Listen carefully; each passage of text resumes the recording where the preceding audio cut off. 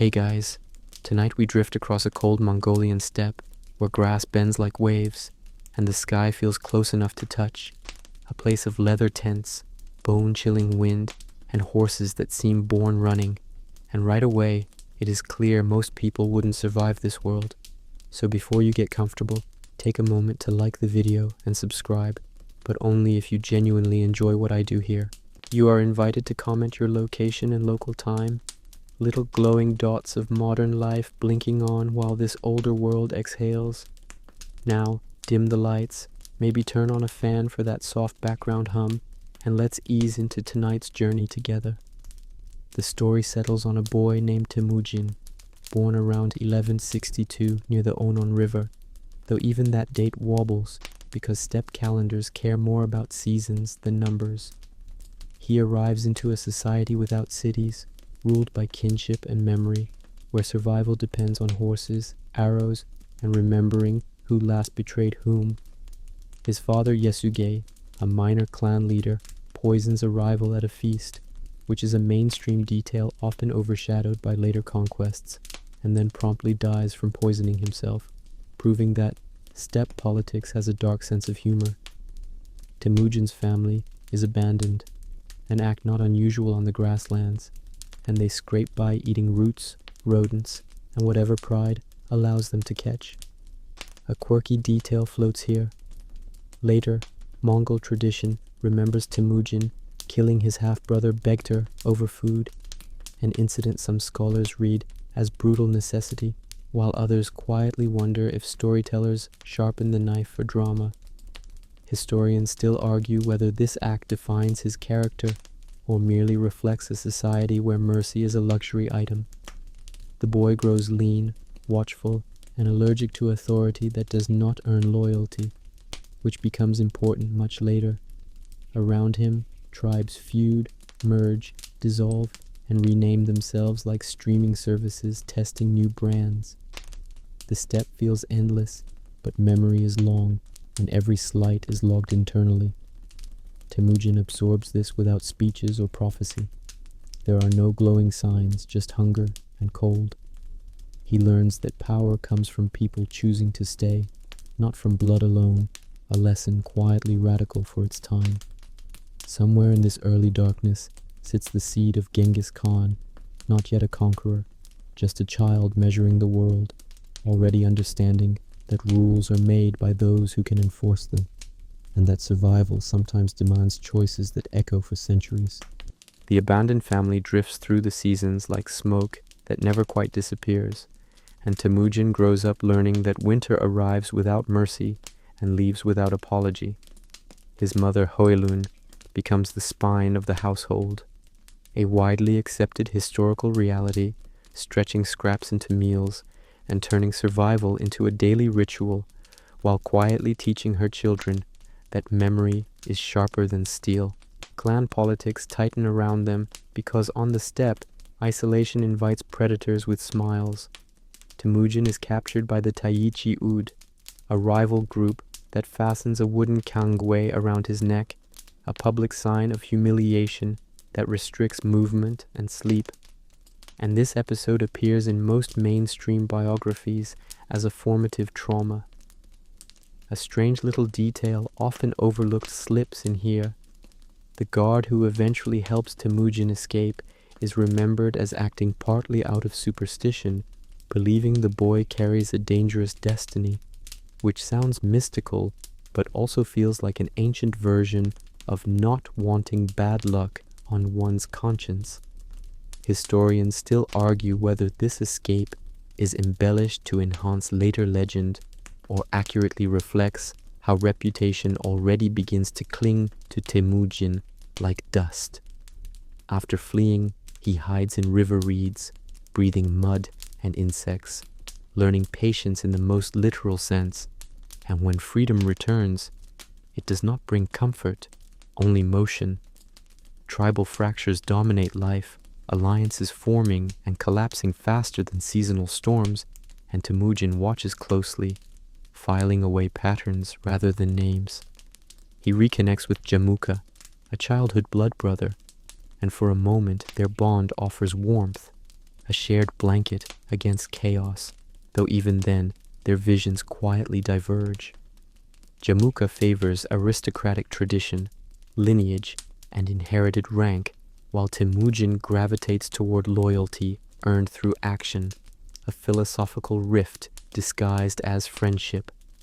A quirky anecdote persists that Jamuka once teased Temujin for preferring the company of commoners, a small jab that later historians treat like a cracked teacup, revealing deeper tension. Hunger remains constant, but it sharpens rather than dulls, and Temujin learns how grievances ferment into rebellion. He observes how followers drift toward leaders who protect them consistently, not occasionally, and how generosity buys time while fear buys silence. The steppe is an open classroom, and lessons repeat until absorbed. Around them, the world beyond Mongolia barely notices these movements, yet Chinese chronicles quietly record restless northern tribes, an external confirmation that something is stirring. Temujin is still far from inevitable greatness, but the boy is gone, replaced by a young man who understands that survival is collective, betrayal is educational, and trust is the most expensive currency on the grasslands. The bond between Temujin and Jamuka deepens and strains at the same time, like a rope pulled from both ends, because survival on the steppe rarely allows friendships to remain uncomplicated. They share meals, memories, and ambitions, and for a while their alliance looks like a solution to everything broken around them. A mainstream moment often described as the meeting of two future paths, yet the differences sharpen as followers gather, because Jamuka expects loyalty as a noble birthright, while Temujin treats loyalty like a contract renewed through action. A small but telling incident circulates in later retellings. Jamuka allegedly abandons camp one morning without warning, leaving Temujin's people exposed, a move interpreted by some as strategy and by others as deliberate humiliation. Historians still argue whether this moment marks the true emotional break between the two men, or whether the split forms gradually through countless quieter slights. What follows is not a dramatic duel, but a slow emotional frost, the kind that kills crops long before anyone notices. Temujin begins attracting followers from the margins, herders, hunters, and men with nothing to lose, because he rewards effort rather than ancestry, a policy that feels shockingly modern in a medieval setting. A quirky detail slips through here. Temujin is said to remember people's names and family troubles with unusual care, which sounds minor until realizing most leaders barely bother, and this memory earns him devotion that money cannot buy. Jamuka, in contrast, gathers traditional elites, warriors who believe order flows downward from pedigree, and the steppe quietly chooses sides. Violence flares, not in one decisive clash, but in raids, stolen horses, and night attacks that feel personal because they are. Temujin loses followers and gains others, learning that leadership is less about winning every fight and more about surviving enough of them. He experiments with sharing plunder evenly, another mainstream practice later credited with stabilizing his ranks, though at the time it likely just felt fair. Sleep becomes lighter, trust narrower, and decisions heavier, yet Temujin does not romanticize any of it. The steppe continues indifferent, wind erasing footprints by morning, reminding everyone that permanence is an illusion. Jamuka's eventual betrayal hardens into open hostility, and their rivalry becomes a mirror reflecting two visions of power, one backward-looking, one adaptive. Temujin does not frame this as destiny. He treats it as math, counting allies, resources, and morale. Even humor survives in odd places, like the dry joke among followers that Jamuka owns better ancestors while Temujin owns better friends. By the end of this stretch, Temujin stands alone in one sense and surrounded in another, understanding that bonds forged under pressure hold stronger than those inherited, and that the steppe rewards leaders who listen as much as they command. Marriage brings a brief illusion of stability when Temujin weds Börte, a union arranged earlier and now fulfilled with gifts of sable and promises of alliance, a mainstream detail that anchors him socially for the first time. Their camp feels warmer, laughter returns, and plans stretch beyond the next meal, which on the steppe counts as luxury. That calm shatters when Merkits raid the camp at night and abduct Berthe, an event recorded across chronicles and remembered with a sting that never fades. Temujin's response is not theatrical grief, but focused motion, because survival has trained emotions into tools. He seeks help from Onkan, a former ally of his father, and from Jamuka, setting aside pride for necessity, a move that later biographies frame as pragmatic genius. A quirky detail lingers that Berthe is returned pregnant, raising quiet questions about paternity that ripple through succession debates for generations, though no one dares voice them aloud at the time. Historians still argue whether this uncertainty influences Temujin's later insistence on loyalty over lineage, or whether that connection is convenient storytelling. The rescue succeeds through coalition warfare, swift strikes, and coordinated movement, showing Temujin how alliances multiply strength when properly managed. Afterward, marriage becomes partnership rather than ornament, with Bertha advising, hosting, and stabilizing the growing household, a role often minimized in older tellings. Temujin's resolve sharpens, not into cruelty for its own sake, but into a refusal to be vulnerable again, emotionally or politically. He begins organizing followers into units that cut across tribal lines, experimenting quietly before announcing anything publicly. Humor survives even here, with later Mongol jokes claiming the Merkits accidentally created an empire by making one very determined man extremely angry. The steppe notices the change. Raids become rarer against Temujin's people, respect replacing curiosity. Jamuka's cooperation during the rescue temporarily masks deeper rivalry, but the crack remains, widening with each success. Temujin learns that loss can be converted into structure, grief into policy, and love into motivation without sentimentality. Berthe's return does not erase trauma, yet it anchors purpose, and from this point forward, Temujin's path narrows, pointing steadily toward dominance built from coalition, discipline, and the memory of a night when everything almost vanished. This period also marks Temujin's growing reputation for rewarding loyalty consistently, a practice neighbors notice and quietly copy.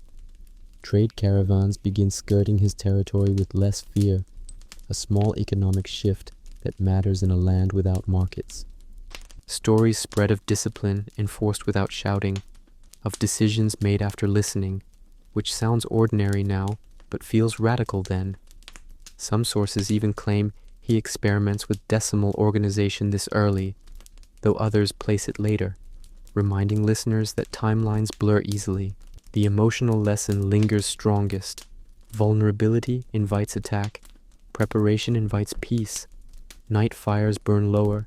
Guards rotate more predictably, and families sleep with cautious confidence.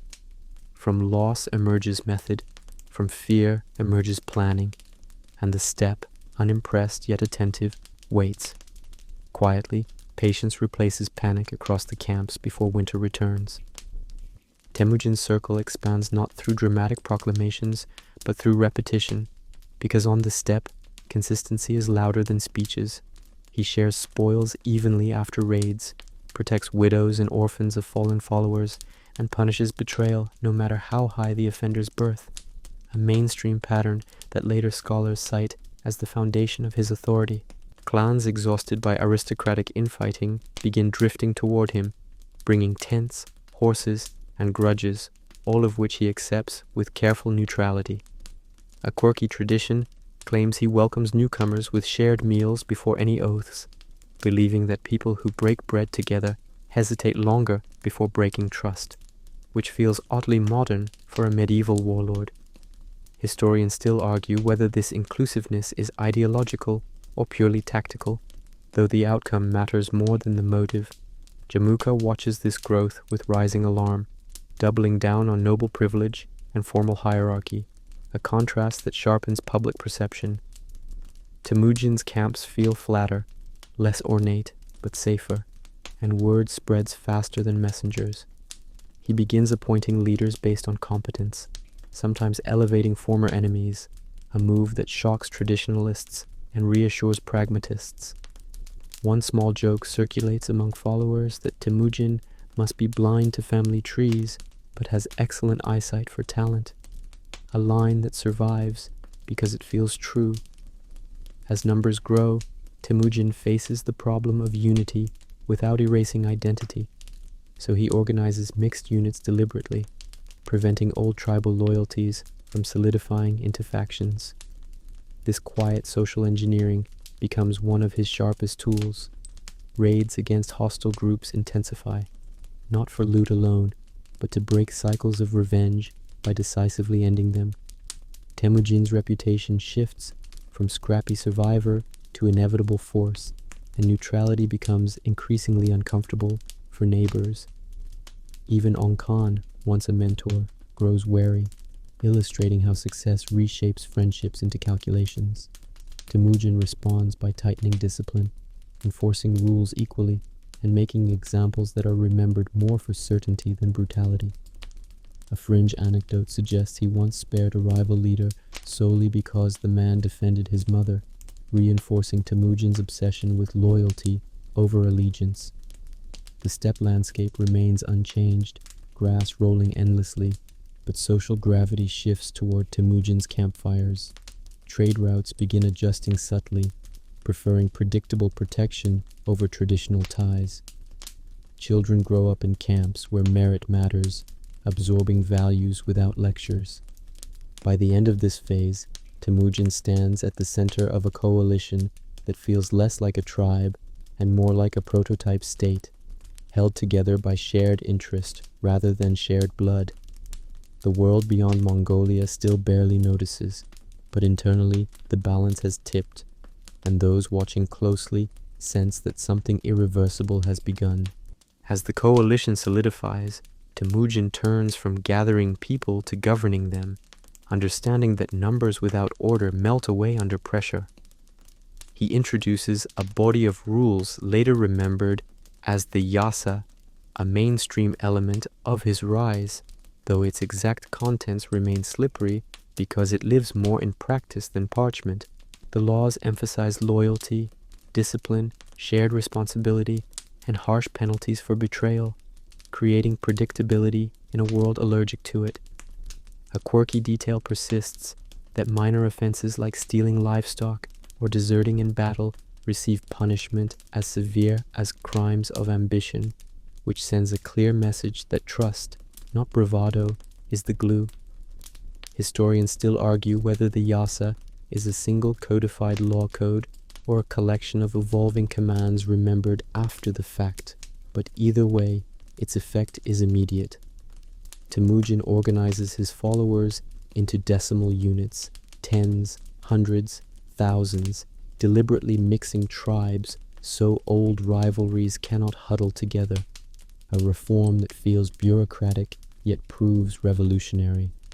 Leadership positions go to those who perform under stress, not those with famous grandfathers, and the steppe quietly recalibrates its values.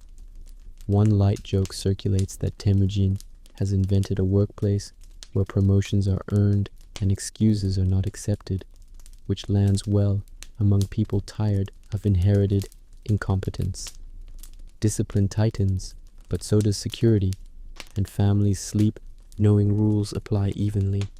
Temujin enforces religious tolerance, allowing shamanism, Buddhism, Islam, and Christianity to coexist, a widely accepted policy that keeps internal conflict low and trade flowing.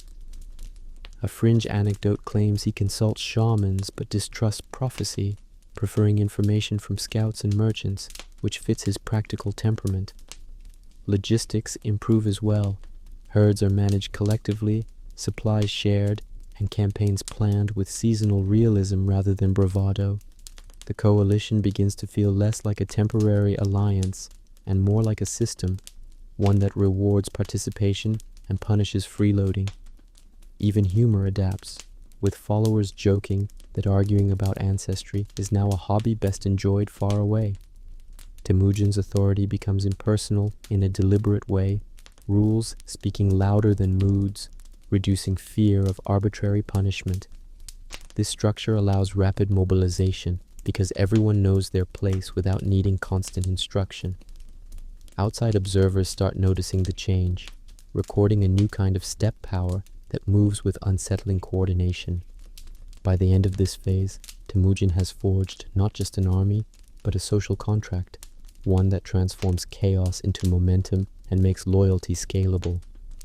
The grasslands remain wide and indifferent, but within them operates a disciplined engine, humming steadily, ready to move as one when called. The coalition's strength culminates in a great gathering by the Onon River, a kurultai where leaders assemble, oaths are renewed, and decisions gain communal weight. Here, Temujin is proclaimed Genghis Khan, a title widely translated as universal ruler or oceanic leader, though linguists still squint at its exact meaning. This moment appears in all mainstream narratives as the official birth of an empire, even if the machinery has been running for years. A quirky tidbit surfaces that the ceremony is deliberately austere, lacking excessive ornament, reinforcing the idea that authority now comes from consensus and enforcement, not spectacle. Historians still argue whether the title signals genuine universal ambition or simply dominance over the Mongol tribes, but the psychological shift is undeniable. With a name comes expectation, and Genghis Khan embraces it without theatrical speeches, issuing practical orders instead. He restructures command hierarchies, confirms trusted generals like Subutai and Jebi, and sets clear chains of responsibility. A light joke circulates among the ranks that the new title saves time because everyone already knows who is in charge. The declaration also formalizes the break with Jamuka, who refuses submission and becomes a symbolic alternative path the steppe ultimately rejects. Conflict follows, swift and decisive, ending Jamuka's challenge and closing a chapter that began in shared childhood. Genghis Khan orders Jamuka's execution in a manner meant to respect noble customs, a detail often cited to show lingering adherence to tradition even amid change. A fringe story claims he mourns privately, a reminder that victory does not erase memory. With internal rivals subdued, Genghis Khan turns outward, assessing neighboring states with the same methodical eye once reserved for clan politics.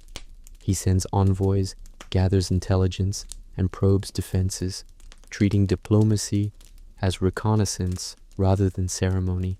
The empire's identity crystallizes: loyalty over lineage, discipline over chaos, movement over stagnation. Families migrate under the Khan's protection, swelling numbers and reinforcing legitimacy. Children grow up hearing the title Genghis Khan as a fact rather than an aspiration. The steppe, long fractured, now moves under one banner, and silence replaces the old background noise of constant feuding. Even skeptics concede the transformation is real. By the end of this section, Genghis Khan stands not as a mythic conqueror yet, but as a recognized ruler whose authority feels stable, portable, and expandable, setting the stage for confrontations far beyond the grasslands. With unity secured, Genghis Khan refines warfare into a system that feels less like chaos and more like choreography, built on speed, intelligence, and discipline rather than raw numbers. The Mongol army moves almost entirely on horseback, each warrior managing multiple mounts to rotate during long campaigns, a mainstream fact that allows distances to collapse in ways settled armies cannot match. Scouts ride far ahead, mapping terrain and enemy habits, while messengers relay information with practiced efficiency, turning the steppe into a living network. A quirky detail survives in accounts of signal arrows whistling differently depending on their purpose, a low-tech notification system that keeps coordination silent and unsettling. Historians still argue whether Mongol success depends more on superior tactics or on opponents consistently underestimating nomadic forces, but the result remains the same. Genghis Khan emphasizes intelligence gathering, welcoming defectors, merchants, and even captured officials who provide maps and logistical insight, often rewarding them generously. Psychological pressure becomes a deliberate weapon. Cities that surrender early are spared, while resistance invites overwhelming response. A policy designed to save time and resources rather than indulge cruelty. Jokes ripple through the ranks that fear travels faster than horses and therefore should be encouraged. Training focuses on adaptability, with units drilled to operate independently if separated, ensuring momentum never stalls. The composite bow, compact and powerful, becomes an extension of the rider, allowing accurate fire at full gallop, while feigned retreats lure enemies into fatal overconfidence. A fringe anecdote claims Genghis Khan forbids unnecessary heroics, preferring living soldiers to glorious corpses, which feels almost subversive in a medieval context obsessed with valor. Discipline remains strict, looting without permission is punished, reinforcing trust within the ranks and predictability for civilians who comply. Siege techniques evolve quickly as Chinese engineers are incorporated, introducing catapults and gunpowder weapons, demonstrating a willingness to adopt foreign technology without ego. The army becomes modular, scalable, and terrifyingly efficient, capable of operating across climates and cultures. Humor survives even here, with soldiers joking that the Khan's real weapon is punctuality, because attacks arrive exactly when planned. Genghis Khan personally avoids micromanagement, delegating authority clearly and expecting results, a leadership style that accelerates decision-making. Opponents struggle to respond because traditional armies rely on slow mobilization and rigid hierarchies. By the end of this phase, the Mongol war machine is no longer experimental. It is proven, refined, and ready for expansion beyond familiar grasslands. The empire now possesses not just ambition, but a method, and that combination begins to tilt the balance of Eurasian power quietly, efficiently, and with unnerving calm. The first major test beyond the steppe arrives along China's northern frontiers, where fortified cities and settled populations challenge nomadic assumptions. Genghis Khan targets the Jin dynasty, a powerful state accustomed to defending against steppe raids but unprepared for sustained, coordinated invasion. Mainstream history records the Mongols crossing the Great Wall through gaps and weak points, proving that walls deter habits more than strategy. A quirky detail appears in accounts of Mongol scouts studying Chinese farming cycles to time attacks when granaries are fullest, turning agriculture into intelligence. Historians still argue whether the Jin underestimate the Mongols out of cultural arrogance or simple miscalculation, but the consequences are immediate. Cities fall one by one, sometimes through siege, sometimes through negotiated surrender, and sometimes through internal betrayal encouraged by Mongol promises of protection. Genghis Khan adapts quickly to urban warfare, incorporating Chinese engineers, scribes, and administrators, demonstrating again that usefulness outranks origin. Siege weapons rumble where horses once dominated, and the empire absorbs new skills without hesitation. A light joke circulates that the Mongols collect professions the way others collect trophies, which sounds flippant but reflects deliberate policy.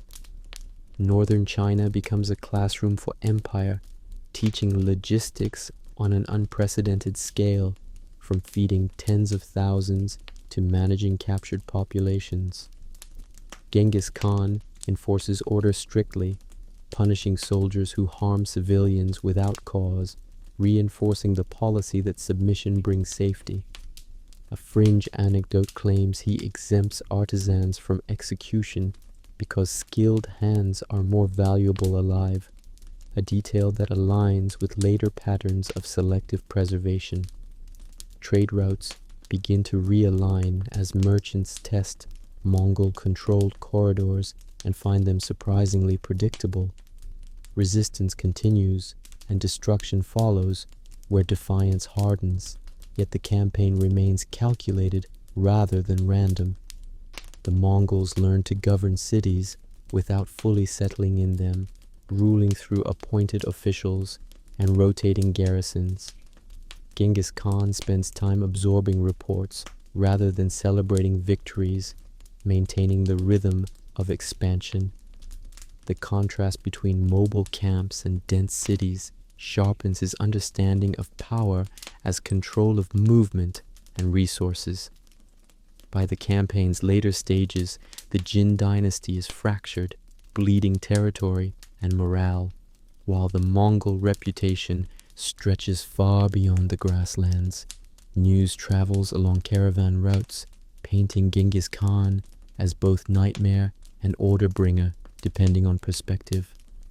The northern frontier is no longer a boundary, but a bridge, and the empire steps across it steadily, carrying step discipline into settled worlds that will never be the same. The collision with the Khwarezmian Empire begins not with armies, but with diplomacy. A caravan of Mongol merchants seeking trade across Central Asia, a mainstream trigger that underscores how expansion often follows economics. When the governor of Otrar arrests and executes the merchants suspecting espionage, Genghis Khan responds with restraint first, sending envoys to demand accountability, a step frequently overlooked in simplified tellings. The envoys are humiliated and killed, and this insult hardens into decision because on the step, diplomacy violated publicly demands response publicly. A quirky detail persists that Genghis Khan shaves his head and vows revenge, a gesture some scholars see as symbolic while others view it as later embellishment meant to dramatize resolve. Historians still argue whether the invasion that follows is motivated more by outrage or by strategic opportunity, but the scale leaves no ambiguity. Mongol armies split into multiple columns, crossing deserts and mountains thought impassable, demonstrating logistics that feel almost supernatural to observers. Cities like Bukhara and Samarkand fall through combinations of siege, defection, and psychological pressure, with Genghis Khan reportedly addressing captive populations to explain consequences calmly. Engineers from China deploy siege technologies unfamiliar to the region, collapsing defenses that rely on outdated assumptions. A light, darkly humorous line circulates later that the Khwarezmian Shah creates his own worst enemy by refusing to say sorry, an understatement that nonetheless captures the pivot. The Shah flees relentlessly, pursued across Persia and into the Caspian, while his empire fractures under speed and coordination it cannot match. Mongol discipline contrasts sharply with Khwarezmian internal dissent, accelerating collapse. A fringe anecdote claims some cities surrender simply upon hearing Mongol approach, choosing order over annihilation, which aligns with the empire's reputation management. Trade routes fall under Mongol control, reopening pathways long disrupted by regional conflict, and merchants begin calculating risk differently. Genghis Khan delegates operations to trusted generals like Subutai, demonstrating confidence in decentralized command. The campaign redraws Eurasian maps, linking east and west through force and administration. Even as devastation follows resistance, Governance mechanisms appear quickly afterward, revealing conquest as means rather than end. By the time the Khwarezmian Shah dies in exile, the empire he ruled exists mostly in memory. Genghis Khan stands at the center of a transformed world, not triumphant in spectacle, but relentless in motion, having proven that insult, when combined with preparation, can unleash consequences that reshape continents. As the empire stretches across cultures and climates, Genghis Khan governs through a balance that unsettles observers, pairing ruthless enforcement with surprising tolerance. Mainstream accounts emphasize his policy of religious freedom, allowing Muslims, Christians, Buddhists, and shamans to worship openly because belief, in his view, does not interfere with obedience. This approach stabilizes conquered regions, reducing rebellion rooted in faith and keeping trade routes active. A quirky detail survives in stories of clerics from different religions debating openly in Mongol courts, protected by the Khan's authority, which feels almost like an early talk show without applause. Historians still argue whether this tolerance reflects genuine openness or cold pragmatism, but either way, it works. Terror remains a deliberate tool, applied selectively. Resistance is crushed decisively, while cooperation is rewarded predictably, creating a grim but clear incentive structure. Cities that submit early often retain local leaders under Mongol oversight, ensuring continuity and minimizing disruption.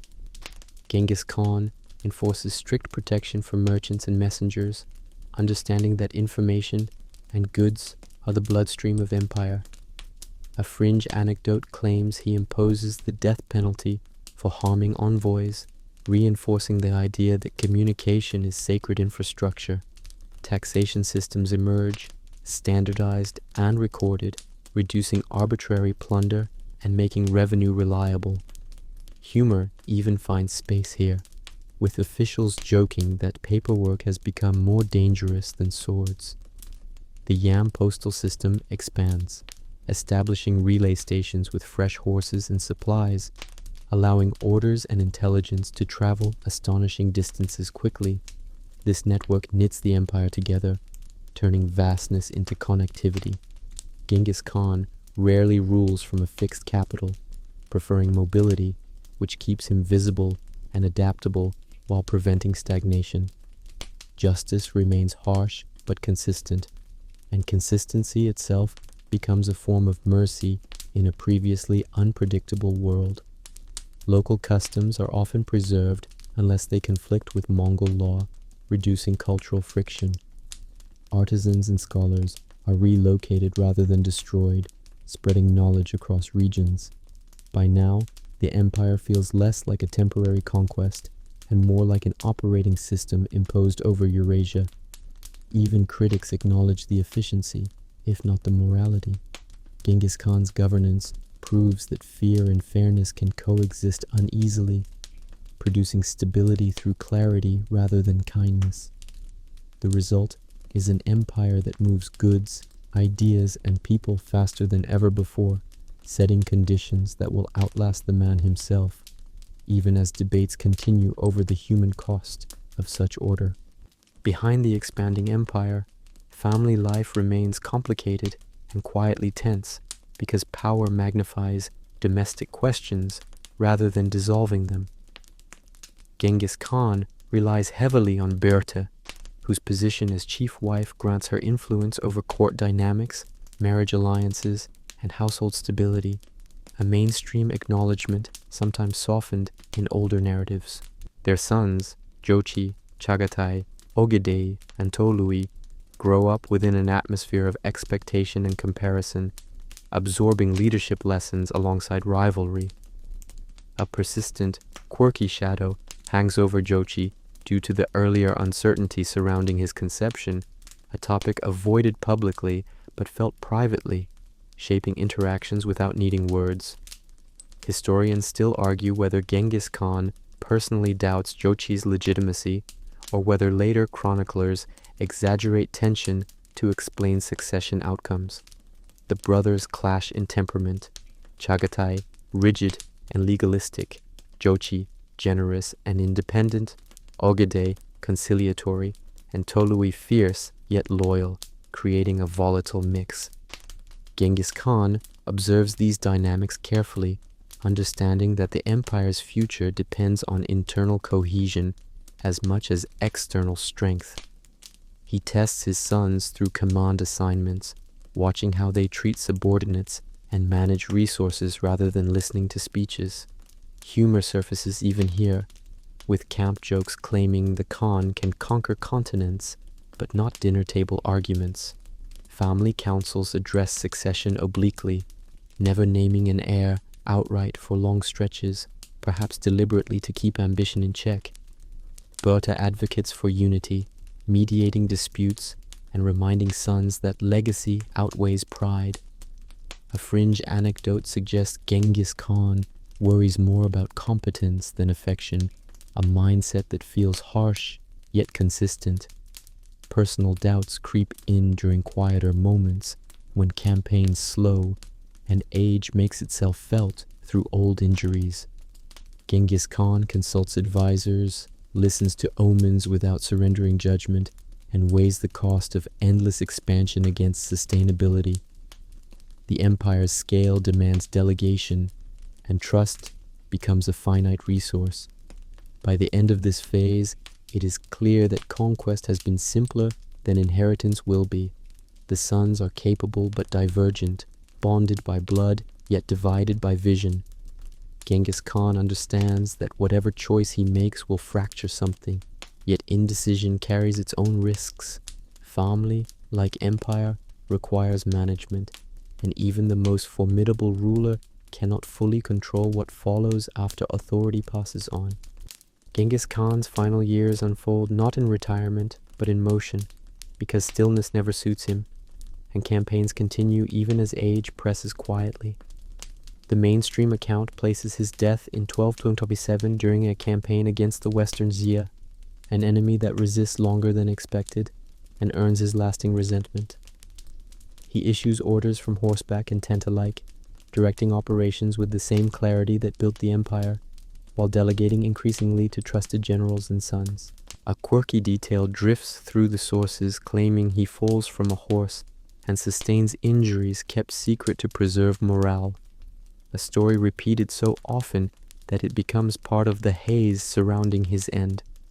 Historians still argue whether his death results from battle wounds, illness, or accident, because Mongol tradition intentionally obscures the truth. What remains clear is the ritual secrecy that follows.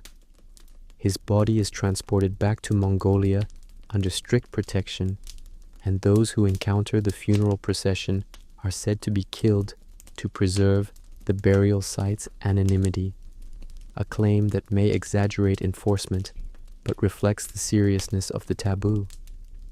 The burial itself becomes legend.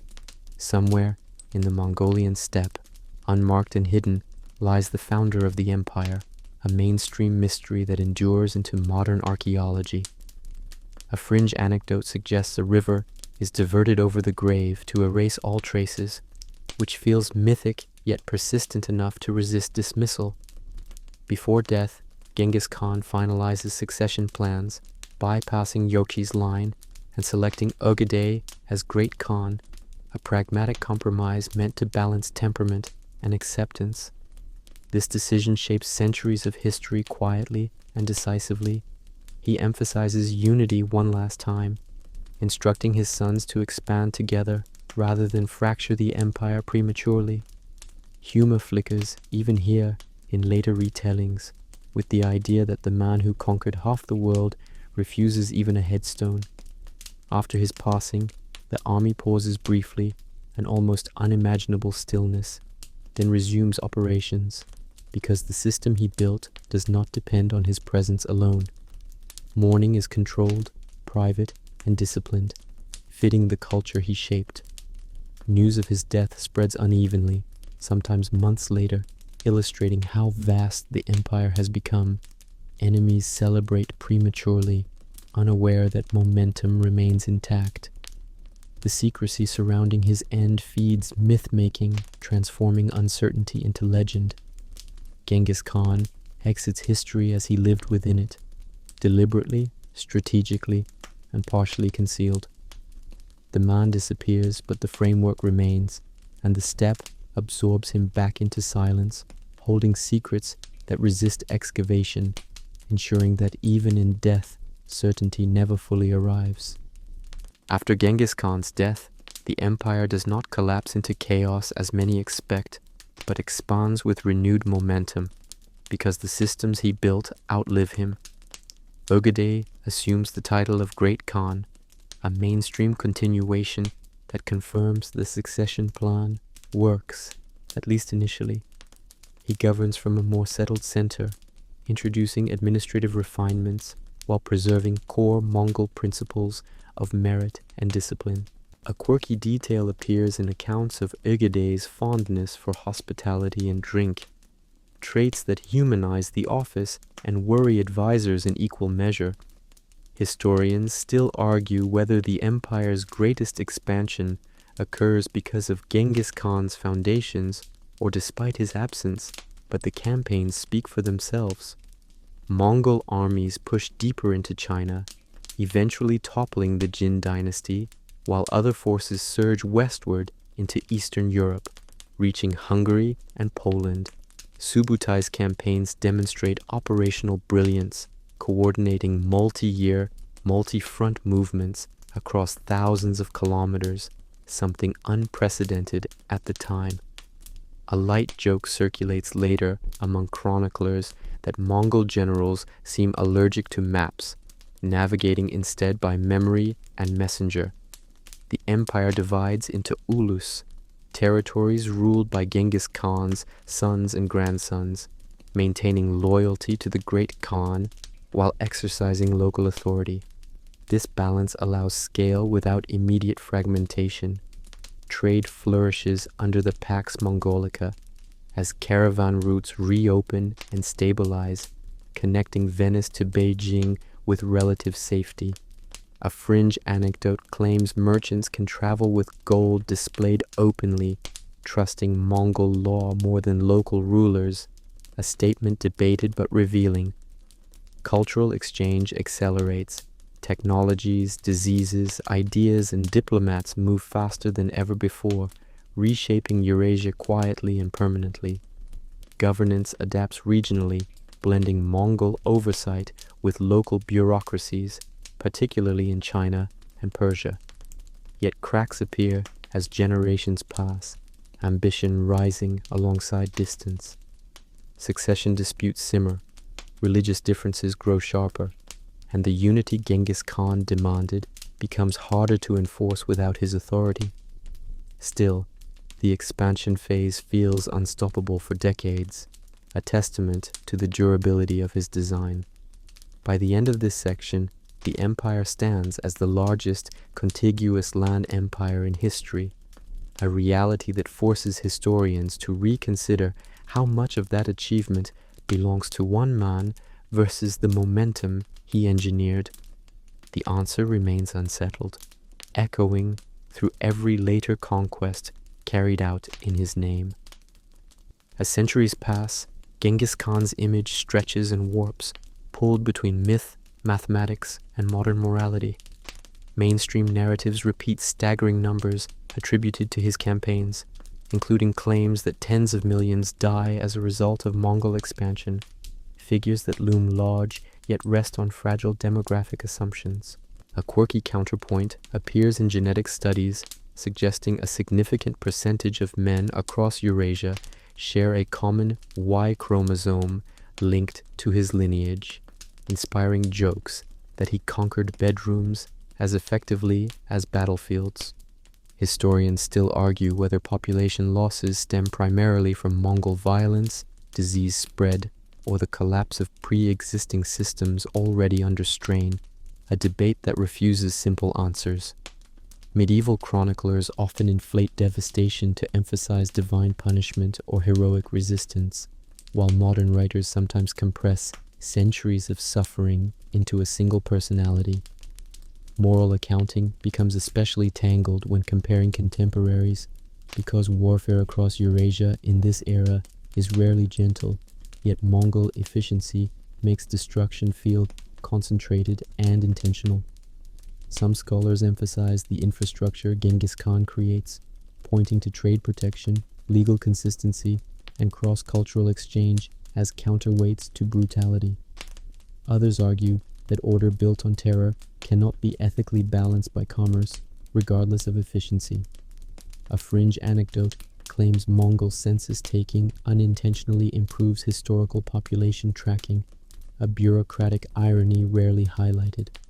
Numbers become symbols more than measurements, wielded to praise or condemn depending on audience. Popular culture simplifies him into a caricature, either bloodthirsty barbarian or misunderstood genius, leaving little room for contradiction. Even in classrooms, his name becomes shorthand for destruction, while the administrative reality fades into footnotes. Humor surfaces uneasily in modern comparisons, with commentators joking that history's greatest empire builder leaves no monuments and no autobiography, forcing everyone else to argue in his absence. Archaeology complicates matters further, uncovering evidence of urban recovery under Mongol rule alongside layers of destruction beneath. The debate extends into environmental history, where some researchers speculate population decline allows forests to regrow, affecting carbon levels, a theory fascinating yet contested. Genghis Khan's legacy becomes a mirror reflecting each era's values: conquest to medieval chroniclers, efficiency to early modern observers, atrocity to contemporary sensibilities. None of these lenses are entirely wrong, yet none are complete. By the end of this section, the man feels increasingly distant, buried beneath arguments and numbers that say as much about those counting as about the counted, leaving the core question unresolved and persistently uncomfortable. What emerges after layers of conquest, administration, and argument is a figure more complex than legend allows, because Genghis Khan resists tidy moral packaging. He is neither a mindless destroyer nor a benevolent reformer, but a product of steppe realities who reshapes them with unusual clarity. Mainstream history confirms he unites fractious tribes, builds the largest contiguous land empire ever seen, and alters global trade permanently, outcomes too large to dismiss as accident. A quirky detail endures, that he prefers simple living even at the height of power, sleeping in tents and avoiding excessive luxury, which contrasts sharply with the empires he topples. Historians still argue whether his greatest innovation is military genius or social reorganization, because both prove inseparable in practice. His rule elevates loyalty over lineage, competence over aristocracy, and law over whim, principles that feel startlingly modern, emerging from medieval grasslands. At the same time, his methods rely on fear, calibrated with precision, a moral calculus that remains deeply unsettling. He understands people, reading incentives with ruthless honesty, and designs systems that channel self-interest towards stability. Humor flickers faintly in later reflections, with the observation that the most powerful man of his age leaves behind no palace ruins bearing his name, only roads, borders, and arguments. Genghis Khan's life demonstrates how environment shapes leadership, how scarcity breeds discipline, and how trauma can harden into policy. His empire accelerates exchange of goods, ideas, and technologies, knitting continents together long before globalization has a name. Yet it also accelerates suffering, displacement, and death, costs unevenly remembered depending on geography and generation. Attempts to label him hero or villain collapse under scale, because the categories prove too small. He remains instead a force channeled through one human will, magnified by organization and timing. The steppe boy who learns that survival depends on people choosing to stay builds a world where millions are compelled to adapt. That contradiction sits at the heart of his story. By the end, Genghis Khan stands as a reminder that history's most influential figures rarely align with comfort or clarity. They disturb, reorganize, and outlast judgment. The grasslands that raise him continue to roll under open sky, indifferent to praise or condemnation, holding the memory of a man who listens carefully, acts decisively, and leaves behind a transformed world, still debating what to call him, because no single word ever quite fits. In the quiet hours of the night, when candles burned low and the stone corridors of royal palaces exhaled the cold of centuries, the French court was never truly at rest. Behind carved doors and heavy tapestries, secrets moved more freely than servants, and whispers carried farther than footsteps. The 12th century was an age of grandeur on the surface. Kings were crowned beneath soaring cathedrals, queens shimmered in silk woven with gold thread, and knights pledged loyalty in glittering halls. But beneath this carefully arranged splendor lay a world of scandal, desire, and betrayal, one that history recorded only in fragments, hints, and uneasy silences. France, during this time, was not yet the United Kingdom we imagine today. Power was scattered among great nobles, dukes, bishops, and abbots, each guarding their influence as fiercely as any crown. The royal court was less a home and more a battlefield, one where alliances were forged not only through war, but through marriages, affairs, and quiet promises made in the dark. The king himself was expected to embody Christian virtue. He was God's chosen ruler, crowned by the church, sworn to protect morality and order. Yet even as sermons echoed through palace chapels, human nature refused to be silenced. Passion, ambition, and jealousy slipped easily past holy vows. Queens, often married as teenagers to men they barely knew, lived lives both privileged and imprisoned. Their bodies were political instruments, their fertility a matter of state. Love, if it appeared at all, was dangerous. A glance held too long, a letter folded too carefully.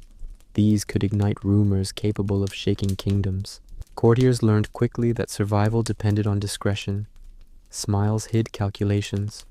Friendships concealed rivalries. Every gesture was observed, remembered, and sometimes twisted into accusation. To be spoken about was to be vulnerable, and yet silence itself could provoke suspicion. The church watched closely. Bishops and abbots held immense power, often rivaling that of nobles.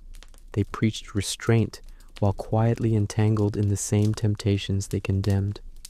When scandals surfaced, an illicit affair, a disputed marriage, a whispered heresy, the consequences were rarely spiritual alone. Land could be seized, titles revoked, entire bloodlines erased from favor. At night, the court transformed. Music softened, laughter grew intimate, shadows lengthened along torch-lit walls. It was in these hours that forbidden conversations unfolded, between queens and knights, between priests and noble women, between enemies pretending to be allies, and always listening was the court itself. Servants carried more than trays. They carried stories. A maid might glimpse a queen's tear-stained face. A scribe might notice a seal broken too soon. A guard might hear footsteps in a corridor meant to be empty. Nothing truly vanished within palace walls. It merely waited to resurface. These were not isolated sins, but patterns, repeated across reigns, across generations. Love became leverage. Faith became performance. Honor became a fragile mask. Tonight, as we drift back into this distant century, we will follow those whispers. We will step softly through candlelit chambers and overhear the scandals history tried to forget. And we begin with a queen whose desires would challenge both crown and church. But her story was never meant to be told aloud. She arrived at the French court not as a woman, but as a symbol. Barely past girlhood, The queen had been traded across borders like a precious relic, wrapped in silk, guarded by vows, and delivered with expectations far heavier than any crown she would wear. Her marriage sealed alliances, quieted rival claims, and pleased the church. Love was never part of the agreement. At court, she learned quickly how power moved. It was not always spoken. Often, it passed through glances exchanged during feasts, through hands brushing too close during prayer, through words left unsaid. She observed everything, listened more than she spoke. In silence, she became dangerous. Her husband, the king, was devout and distant. His piety earned admiration, but his coldness hollowed the marriage. He prayed more than he touched her. When he did, it felt ceremonial, an obligation rather than desire. The queen understood what this meant. Without an heir, her position was fragile. Without affection, her soul grew restless. And so, in the margins of court life, temptation found her. He was not a prince, nor a king. He was a man of influence without a crown, educated, eloquent, and dangerously attentive. Where others bowed, he listened. Where others flattered, he questioned. Their conversations began innocently, wrapped in philosophy and scripture, as many forbidden bonds do. Words turned into longing.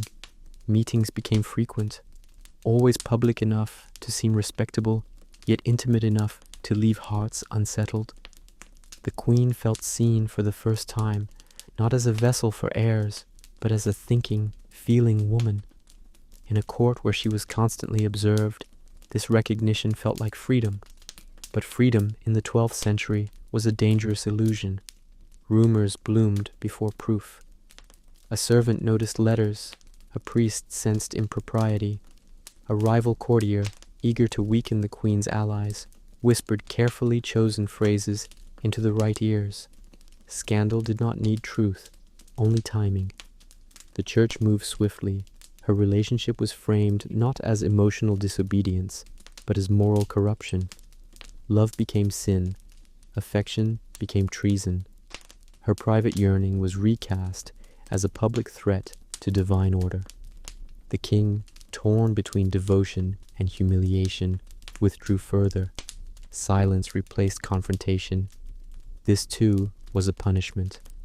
The queen found herself surrounded by people, yet utterly alone. When accusations were finally voiced, they were wrapped in politeness and scripture. No one shouted. No one wept openly. The court excelled at quiet cruelty. Decisions were made in councils she was not invited to attend. Her fate was discussed, as if she were already absent. And yet, she did not beg. Instead, she did something scandalous in itself. She held her head high. She spoke when questioned. She refused to deny her humanity, even as others demanded repentance. Her composure unsettled them more than tears ever could. But defiance has consequences. By the end of the season, the queen would lose more than favor. She would lose her place in history as she had imagined it, and her story would become a warning whispered to every woman who followed her into the court. Yet her scandal was only the first crack in a much larger facade, because elsewhere in France, another secret was unfolding, one that would entangle bloodlines, bishops, and a marriage that should never have been allowed. In the 12th century, marriage was never merely a personal bond. It was law, land, inheritance, and divine approval woven into a single vow. When a marriage went wrong, it did not shatter quietly. It trembled through the kingdom like a fault line. This one began with celebration. The noblewoman was young, wealthy, and fiercely intelligent. Her lands were coveted, her lineage admired. Suitors came not for her hand, but for what came with it. Among them stood a man of ambition, charming, persuasive, and deeply aware of how fragile truth could be when power desired an outcome. Their union was rushed. Papers were prepared. Blessings were spoken. The church, eager to secure influence over both families, approved the marriage with little scrutiny. It was only later, when whispers grew louder, that uncomfortable questions surfaced. They were too closely related. By canon law, blood ties mattered. Marriages within forbidden degrees of kinship were sinful and invalid in the eyes of God. Yet noble families often blurred these lines, relying on the church's willingness to look away until it no longer could. At first, the rumors were dismissed as jealous interference, but as rival lords pressed their claims, the issue of kinship became a weapon. Documents were re-examined, genealogies unfolded like damning scrolls. Suddenly, the marriage that once pleased bishops now embarrassed them. The court watched closely. If the marriage was annulled, lands would shift, alliances would fracture, and children, if any, would become illegitimate. If it stood, the church risked appearing corrupt or careless. The scandal was no longer private, it was political theater. Behind closed doors, the couple's relationship soured. What began as strategic partnership turned into quiet resentment.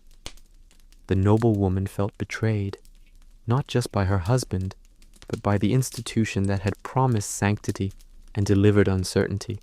Her husband, once confident, grew defensive. Power had slipped from his control. The church intervened publicly at last. Councils were summoned, witnesses questioned. The language was formal, but the intention was sharp. The marriage was declared unlawful. The vows, once sacred, were erased with ink and authority. What God had supposedly joined was now officially undone. The noble woman was told to accept this as divine will. She was expected to retreat gracefully, surrendering lands and status, as though years of her life had been a clerical error. Her husband, meanwhile, sought a new alliance almost immediately. Reputation, it seemed, mattered less for men. This double standard did not go unnoticed.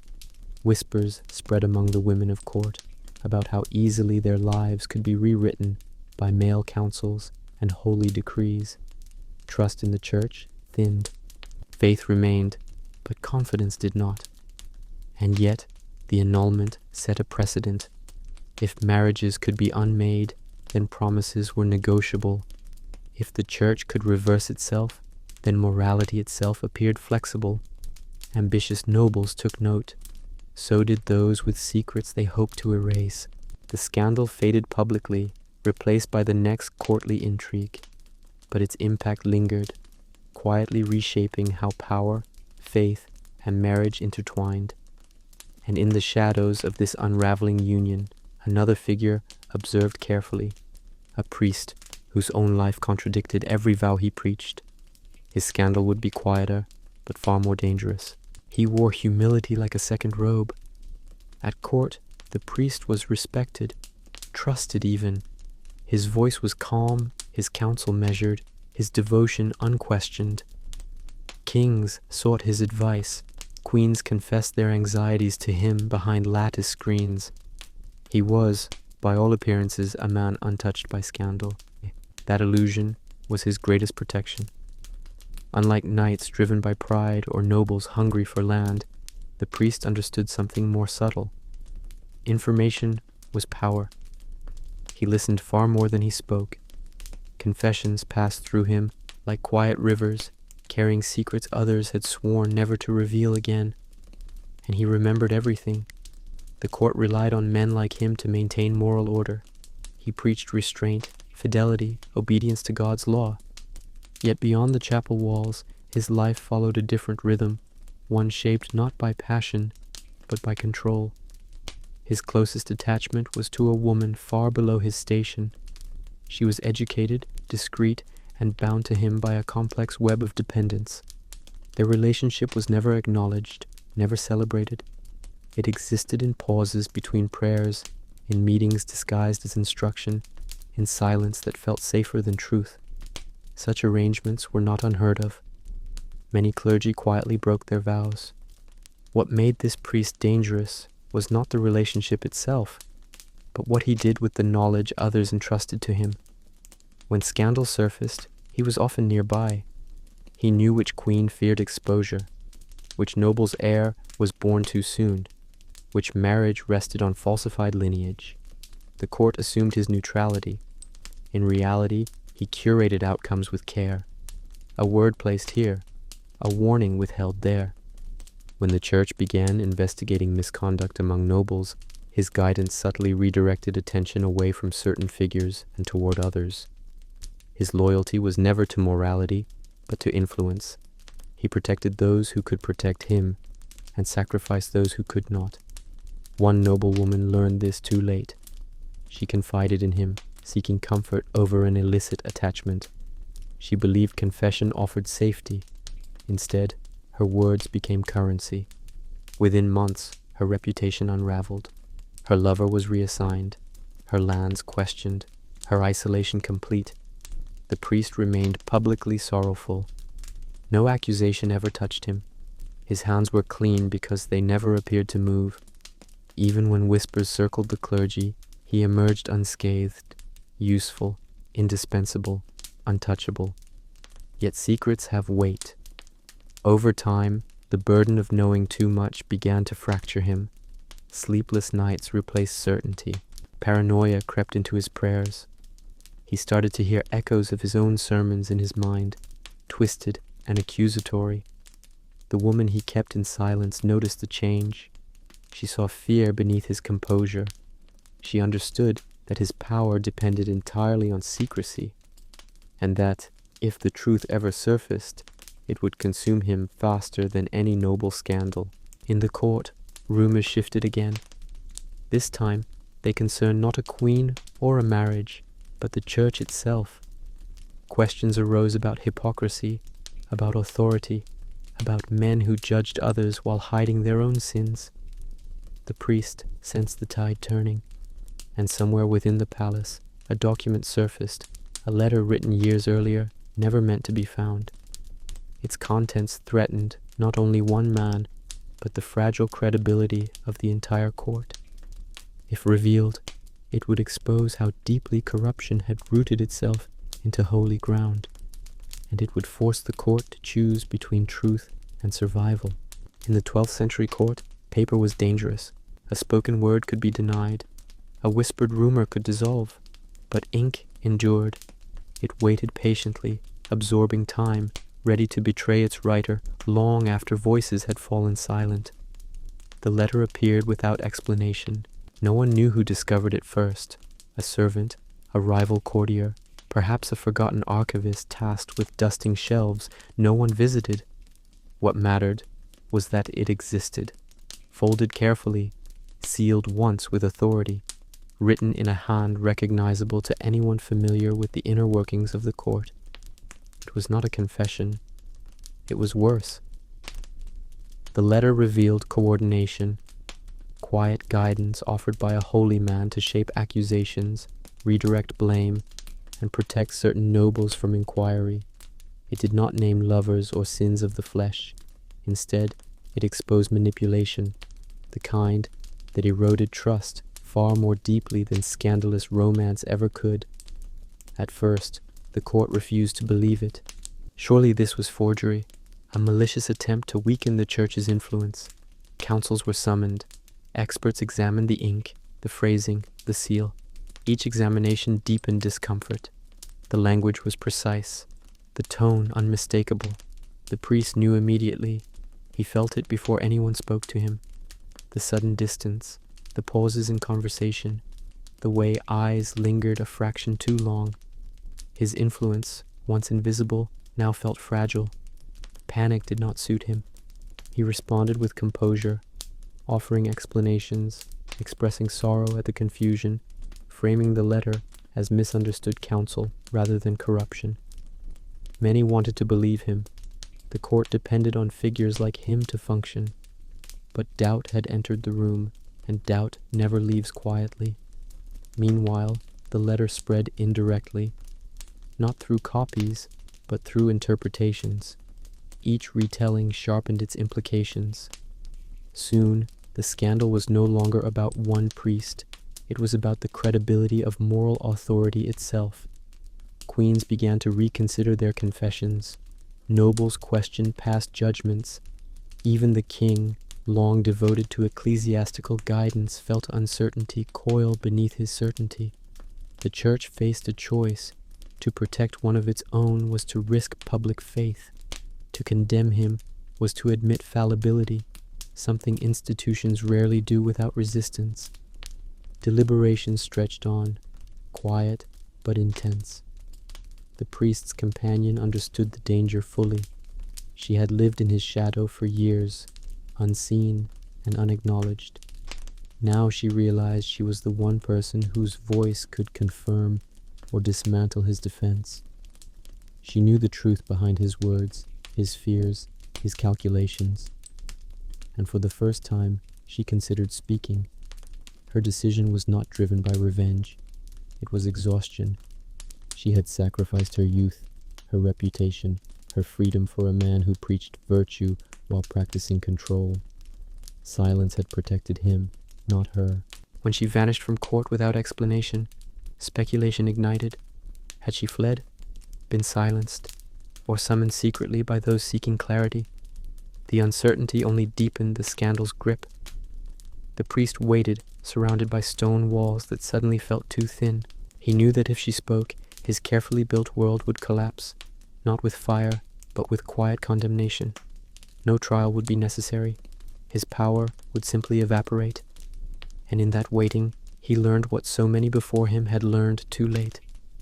The court did not forgive weakness, it only watched for it. The court had grown uneasy.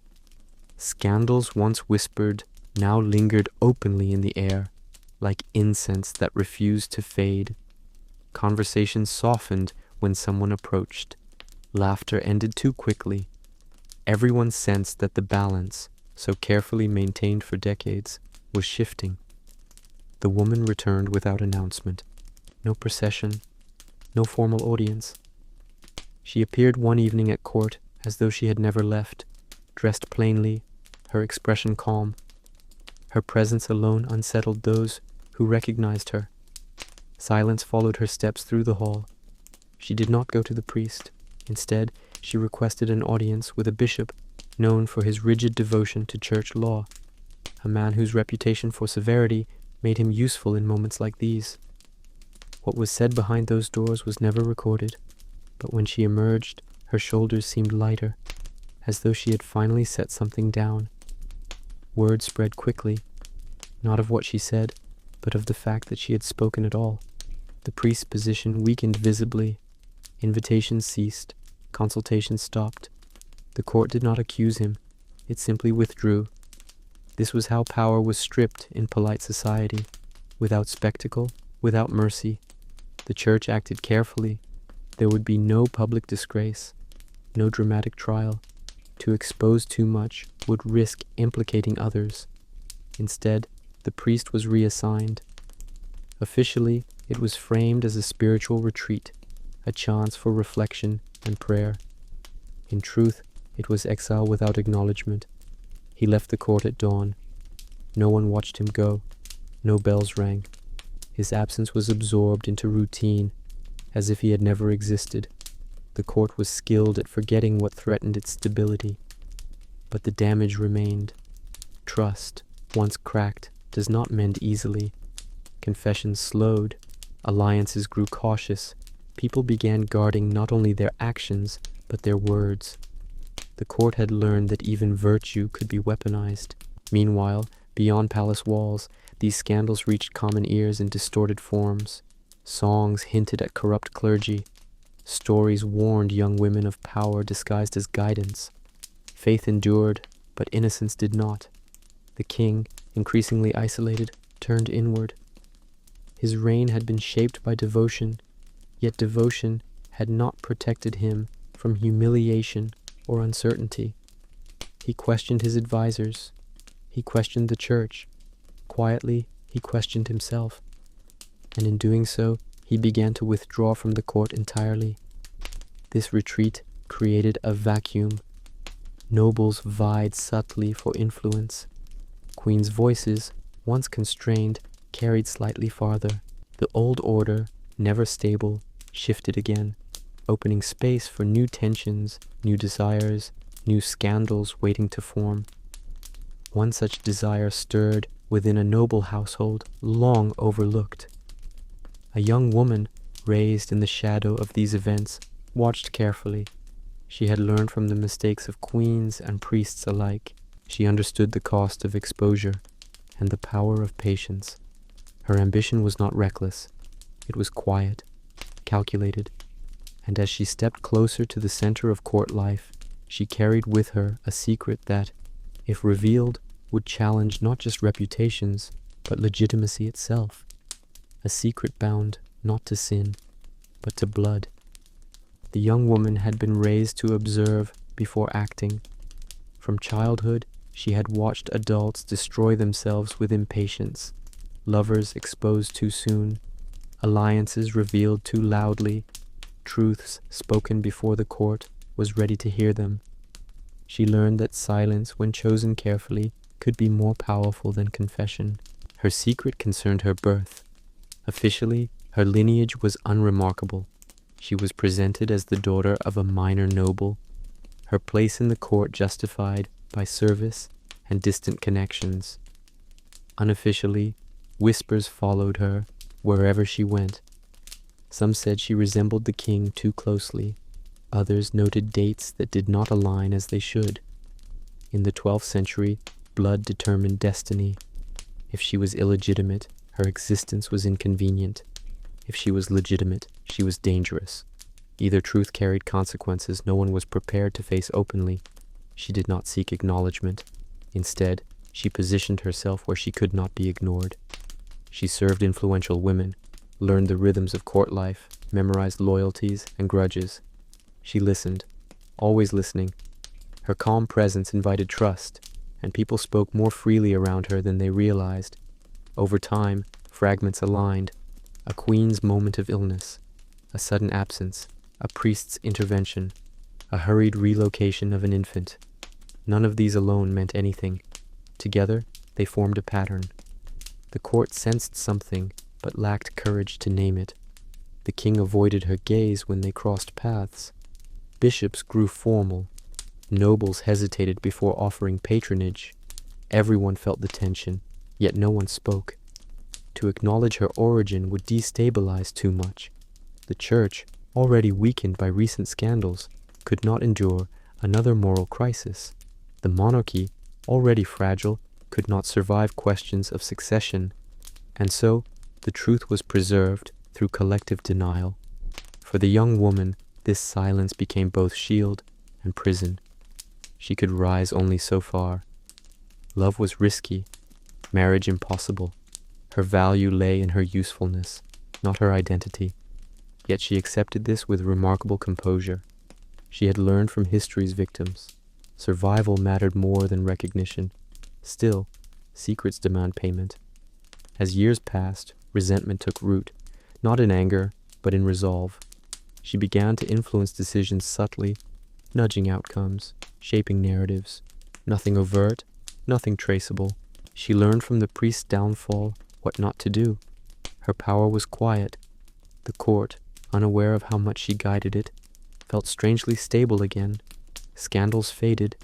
Faith regained its surface calm. The machinery resumed its rhythm. Yet beneath it all, the unresolved truth pulsed like a heartbeat. The king aged. His health declined. Questions of legacy returned with urgency. Advisors whispered of heirs, of continuity, of God's will, and each whisper circled back to the woman no one named. She understood then that the final scandal would not be loud. It would not involve lovers or letters. It would be a choice, a deliberate decision to protect a lie for the sake of peace, and she would be at its center. The king's final years passed quietly. His chambers grew still. The court lowered its voice. Physicians came and went with practiced solemnity, offering hope they no longer believed in. Prayers were spoken, not with urgency, but with acceptance. Everyone knew the end was approaching, even if no one said it aloud. And still, the question remained. Legacy. Advisors gathered in hushed groups, weighing options that had already been decided. Stability mattered more than truth. Continuity mattered more than justice. The kingdom had endured too many fractures. Another would invite chaos. The young woman was never summoned. That, in itself, was the answer. When the king died, bells rang across France. The court performed its rituals flawlessly. Mourning cloaks, public prayers, measured tears. Succession was announced with confidence, as though doubt had never existed. History moved forward. The woman stood among the assembled, her face composed. She bowed at the appropriate moments. She mourned publicly and privately in equal measure. No one looked at her too closely. They had learned by now the danger of looking. In the years that followed, her presence at court slowly diminished, not through exile, but through gentle disappearance. A quieter household, fewer invitations, eventually none at all. She faded into comfort rather than disgrace, rewarded for her silence with safety. This was the court's final scandal, not a betrayal of flesh or faith, but of truth itself. The church restored its authority carefully, emphasizing repentance without introspection. Nobles resumed their games, wiser now, subtler. Queens continued to smile behind veils of duty, and servants carried stories forward, reshaped into half-remembered warnings. The 12th century French court survived because it learned how to forget. It forgot queens who dared to feel. It forgot priests who wielded morality as leverage. It forgot marriages undone by convenience. It forgot children born into silence. What remained was an illusion of order, polished, stable, convincing. Yet beneath the stone halls and holy vows, the same forces waited patiently. Desire, ambition, fear, they always do. And perhaps that is why these stories linger, not because they shock us, but because they remind us that power rarely collapses from noise. It erodes quietly, behind closed doors, in decisions made to preserve peace at any cost. As the candles burn low and the echoes of the court fade into sleep, remember this: history does not only record what happened, it records what was allowed to disappear. And in the silence left behind, the truth still whispers, waiting for someone to listen. In the early years of the 12th century, when the memory of the First Crusade was still raw and the roads of the Holy Land ran red with danger, a small group of men gathered in Jerusalem, not to conquer, but to protect. They were not kings, they were not saints, they were not even noticed. At first, they called themselves the poor fellow soldiers of Christ and of the Temple of Solomon, a long name for a quiet purpose. They vowed poverty, chastity, and obedience, much like monks, yet they carried swords like warriors. They slept in simple quarters near the ruins believed to be Solomon's temple, where stone remembered empires long gone. Pilgrims were their reason for existing. After Jerusalem fell into Christian hands, thousands of pilgrims traveled from Europe to the Holy Land. Many never arrived. Bandits, mercenaries, and desperation stalked every road. The Templars offered protection, not for pay, but for faith. There were only 9 of them at the beginning, 9 men, no banners, no riches, no applause. For years, they survived on donations so small they sometimes shared horses. 2 knights, 1 mount. This image would later be immortalized on their seal, a symbol not just of humility, but of survival. The church did not know what to make of them. Monks were meant to pray, not kill. Knights were meant to fight, not take vows of poverty. The Templars existed in the space between, uncomfortable, unprecedented, and quietly revolutionary. Then came recognition. A powerful abbot spoke on their behalf. He framed their violence as holy duty, their swords as instruments of God's will. Killing, when done for Christ, was no longer sin, it was salvation. With this single shift in theology, everything changed. The church embraced them. Papal blessings followed. Donations poured in. Lands, gold, castles, and privileges were granted across Europe. The poor soldiers of Christ became an institution. Disciplined, feared, admired. They wore white cloaks marked with a red cross, and wherever that cross appeared, authority followed. Kings trusted them with treasures, nobles entrusted them with children, merchants relied on them to move wealth safely across continents. Long before modern banks existed, the Templars created a system of letters and credits, allowing pilgrims to deposit money in Europe and withdraw it in Jerusalem. Power accumulated quietly. They answered to no king, only the Pope. This independence made them useful. It also made them dangerous.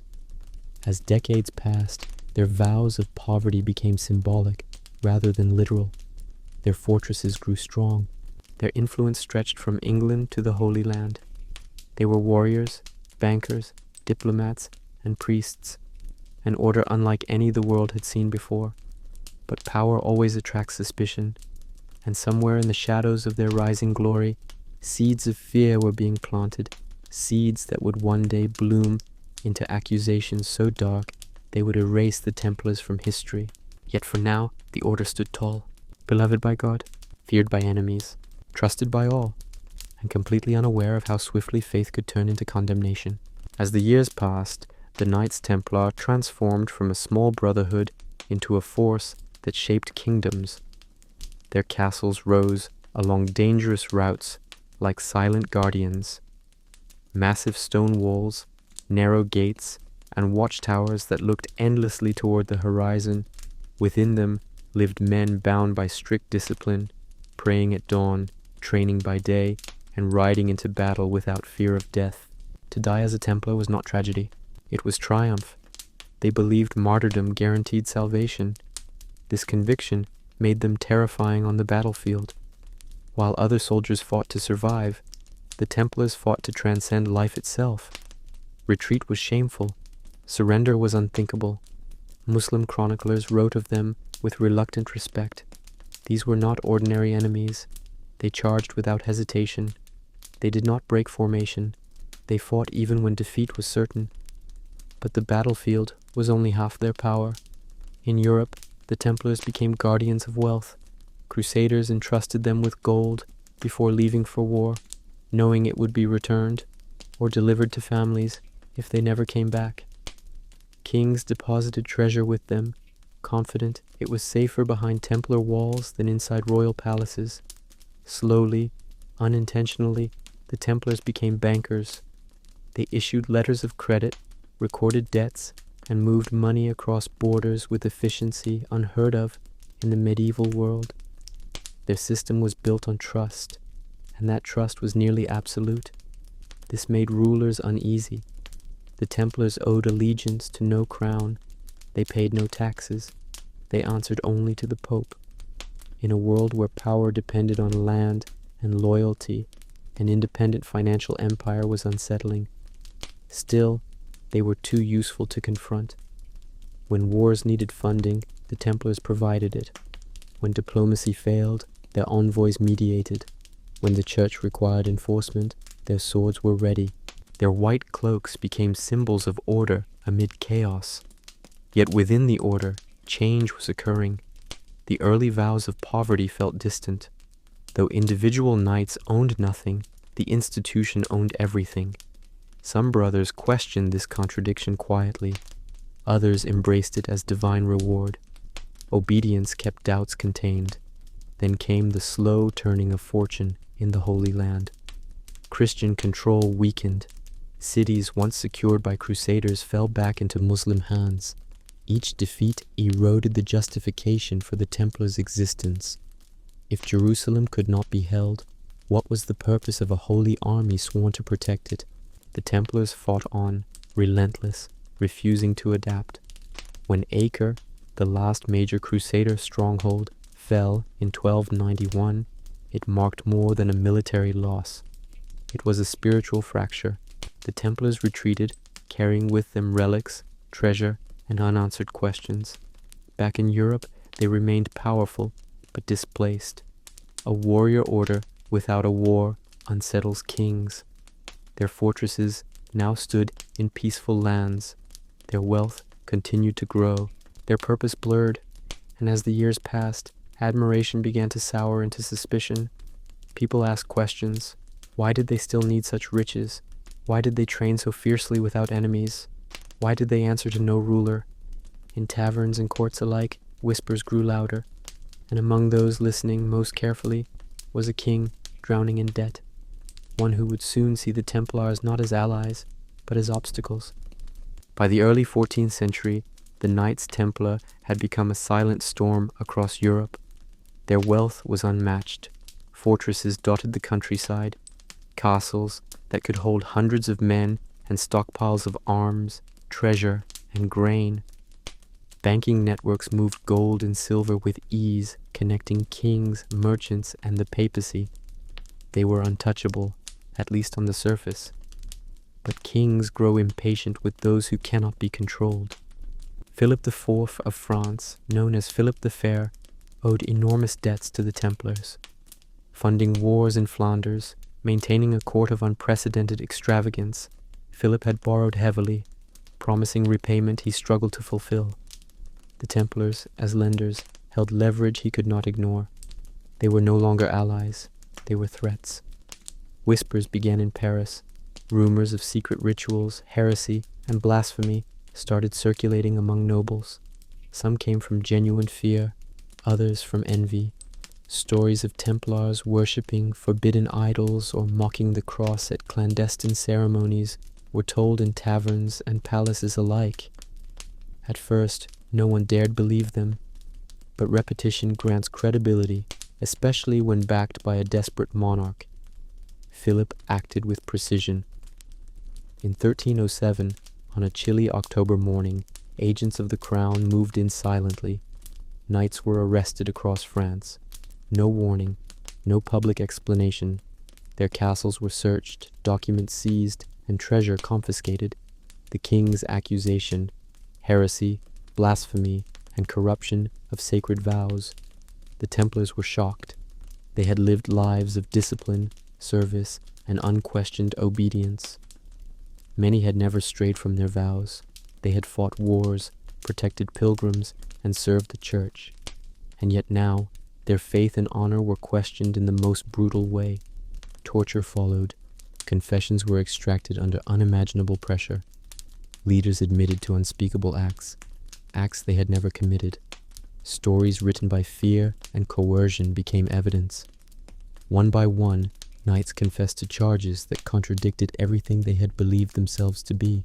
Some even denounced their brothers to save themselves. The Pope, Clement V, watched uneasily. Though he had recognized the Templars for over a century, he was pressured by Philip, whose power in France was immense. Papal authority, once untouchable, now faced a king who knew how to manipulate fear, loyalty, and wealth to bend the church to his will. By 1312, the order was formally dissolved, not through open battle or failure, but through political machination. Papal bulls declared the Templars disbanded, their vows nullified, and their property transferred, mostly to rival orders, sometimes seized by kings. What had taken centuries to build vanished almost overnight, leaving ruin where devotion once thrived. Yet stories of their bravery and secrets persisted. In hidden corners, among surviving members and sympathetic nobles, the Templars' legacy remained alive. Fortresses emptied, but knowledge remained. Networks dismantled, but letters survived. Myths began to form about hidden treasures, coded manuscripts, and knights who had escaped to secret lands. The stage was set. What had risen through faith, discipline, and courage fell not through failure, but through fear, envy, and human greed. And in this darkness, whispers began once more, stories of treasures hidden, secrets buried, and promises unbroken by time. The months following the arrests were suffused with fear. Templars who had served in the Holy Land, who had ridden beside kings and protected pilgrims, were now confined in dank dungeons across France. Their white cloaks, once symbols of purity and honor, were replaced by rough chains and shadows. Every corner of their cells seemed to echo accusations, every sound a reminder that even faith offered no protection. Trials began. Though they were more theater than justice, courts convened under heavy scrutiny. Judges, often loyal to Philip, presided over proceedings where evidence was anything but fair. Confessions were extracted with torches and whips, a cruel irony for men sworn to protect Christian lives. Some knights, broken by fear or pain, admitted to blasphemies they had never committed. Others remained silent, determined to die before they would stain their vows. The public watched with morbid curiosity. Rumors spread faster than the truth. In Parisian streets, people whispered of ceremonies in secret chambers, idol worship, and obscene rites. These stories, largely fabricated, painted the Templars as enemies not only of the crown, but of God himself. Suspicion thrived where certainty had once reigned. Even within the church, unease stirred. Pope Clement V had long respected the Templars. Their loyalty, discipline, and wealth had supported crusades and protected the church's interests. Yet Philip's relentless pressure left the Pope with little choice. Authority, however divine it seemed, bowed under political might. The dissolution of the order was framed as necessary for the preservation of faith, a tragic act of obedience rather than conviction. But not all knights accepted their fate quietly. Some attempted escapes. Others sought allies among sympathetic nobles. Letters were smuggled, plans whispered under the cover of night. Yet Philip's reach was vast, his network relentless. Few succeeded. Many were dragged back to face execution, their loyalty becoming a sentence rather than a virtue. Executions were public, terrifying, and symbolic. At Montfaucon, large pyres were built. Knights were accused of heresy and burnt alive before watching crowds. The smoke carried not just flesh, but centuries of faith, discipline, and devotion. The fear it sowed ensured silence among those who might have questioned the crown. Even those spared execution suffered. Confiscated lands, frozen assets, and social ostracization turned knights into shadows of their former selves. Where once they commanded armies and treasures, they now walked silently through towns that once cheered their names. Yet beneath this darkness, a different story began to grow. Legends spoke of treasure hidden before arrest, secret manuscripts locked away in castles that had never been fully searched, surviving knights fleeing to distant lands, carrying knowledge, vows, and hope that the Templar spirit might endure in secret. The fall of the Templars, brutal and absolute in appearance, was only the beginning of their myth, and somewhere in the corners of Europe, whispers began to weave a new narrative, one that would endure long after the last pyre had cooled. Even as the courts pronounced the Templars guilty, not every secret was exposed. Some knights had anticipated danger. They had hidden treasures, documents, and relics in places only they knew. Castles in remote forests, crypts beneath abbeys, and tunnels beneath towns became sanctuaries of knowledge. These secrets were small victories in a world that sought to erase them entirely. Survivors scattered across Europe. Some found refuge in Portugal and Scotland, where kings had been their allies. Others disappeared into the dense forests of France, Italy, or the Holy Land, blending into towns as farmers, merchants, or scholars. Though stripped of their order, the Templars carried their discipline and loyalty wherever they went. Their vows, once public, now lived quietly within each surviving brother. Legends grew among those left behind. Stories of hidden treasure, secret codes, and mysterious symbols began to circulate. Some claimed the Templars had secret knowledge, maps to sacred relics, the location of the Holy Grail, even forbidden teachings known only to their order. Scholars and scribes recorded these stories cautiously, often in obscure manuscripts intended to be discovered centuries later. Their influence persisted quietly in politics and finance. Wherever Templars had once lent money or managed estates, families, and towns maintained networks that mirrored the order's precision. Merchants continued to trust these networks, even when unaware of their origins. Kings and nobles, wary but pragmatic, benefited from infrastructure left behind, further embedding Templar influence into society long after the order's destruction. Yet fear of exposure lingered. Rumors of betrayal, heresy, or secret societies prevented many from speaking openly about their experiences. Silence became a shield. Even within families, knowledge of former Templars was sometimes hidden, passed down only in whispers or cryptic notes. The shadow of Philip IV's wrath was long, and loyalty to the order demanded caution. Some scholars suggest that this period of quiet secrecy gave rise to myths we still recognize today. Freemasonry, for instance, claims historical ties to Templar traditions.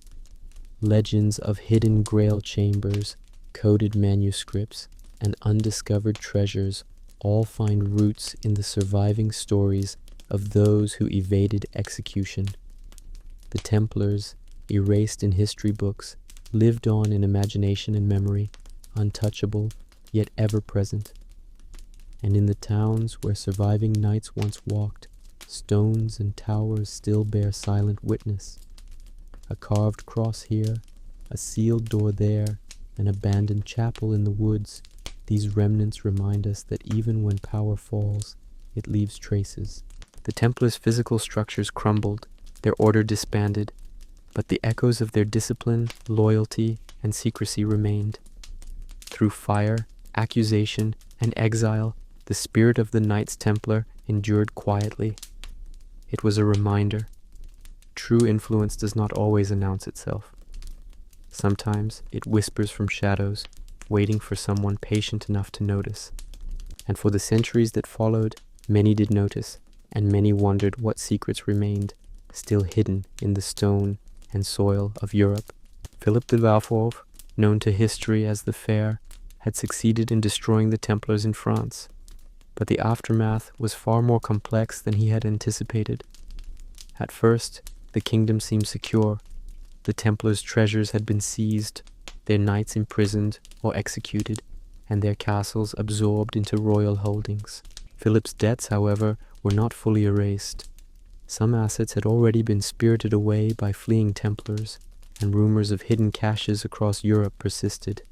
Each whispered tale reminded him that power could slip through even the tightest grasp.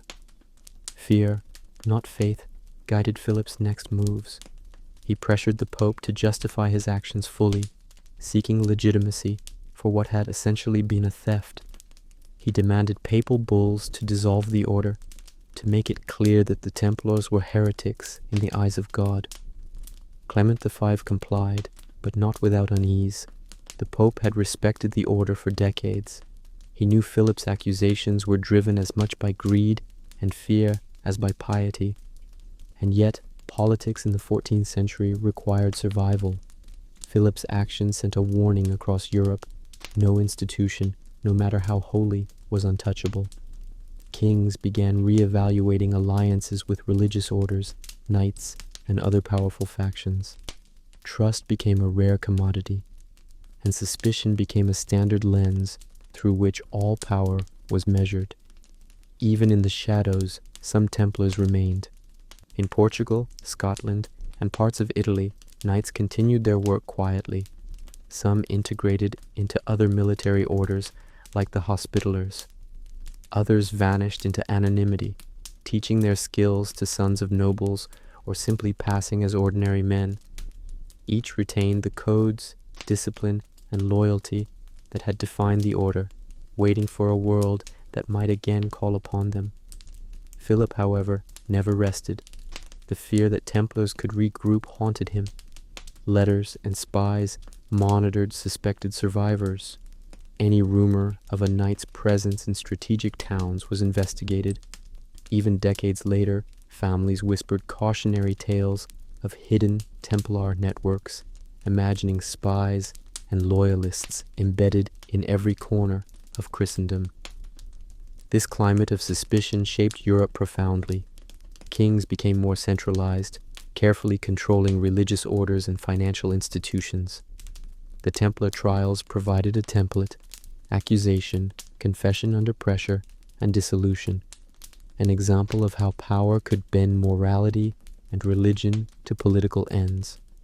Trust, once a social lubricant, became calculated and transactional. And yet, amidst all of Philip's control, one truth endured. The Templars had not truly disappeared. Their influence persisted in hidden ways. Banking networks, methods of training, and disciplined secrecy had been passed on to those who survived. Legends of lost treasures and secret knowledge captivated minds for centuries. Even today, scholars and adventurers debate the locations of what may have been hidden before the arrests, the gold, the relics, and perhaps something far more symbolic.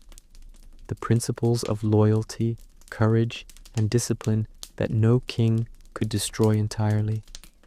In Philip's pursuit of control, he had underestimated one thing: the resilience of an idea. And in the quiet towns and forests of Europe, Templar survivors watched. They waited.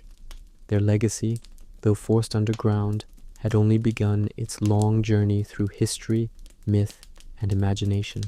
Long after the last Templar was executed or imprisoned, their story refused to die. Across Europe, rumors persisted. Children whispered tales of knights who vanished into the forests at night, carrying chests of gold and relics sacred beyond imagination. Monks spoke quietly of coded manuscripts hidden in abbeys, written in ciphers only a Templar could read. Merchants claimed that certain banking practices, unusual and meticulous, had origins that traced back to the secret methods of the order.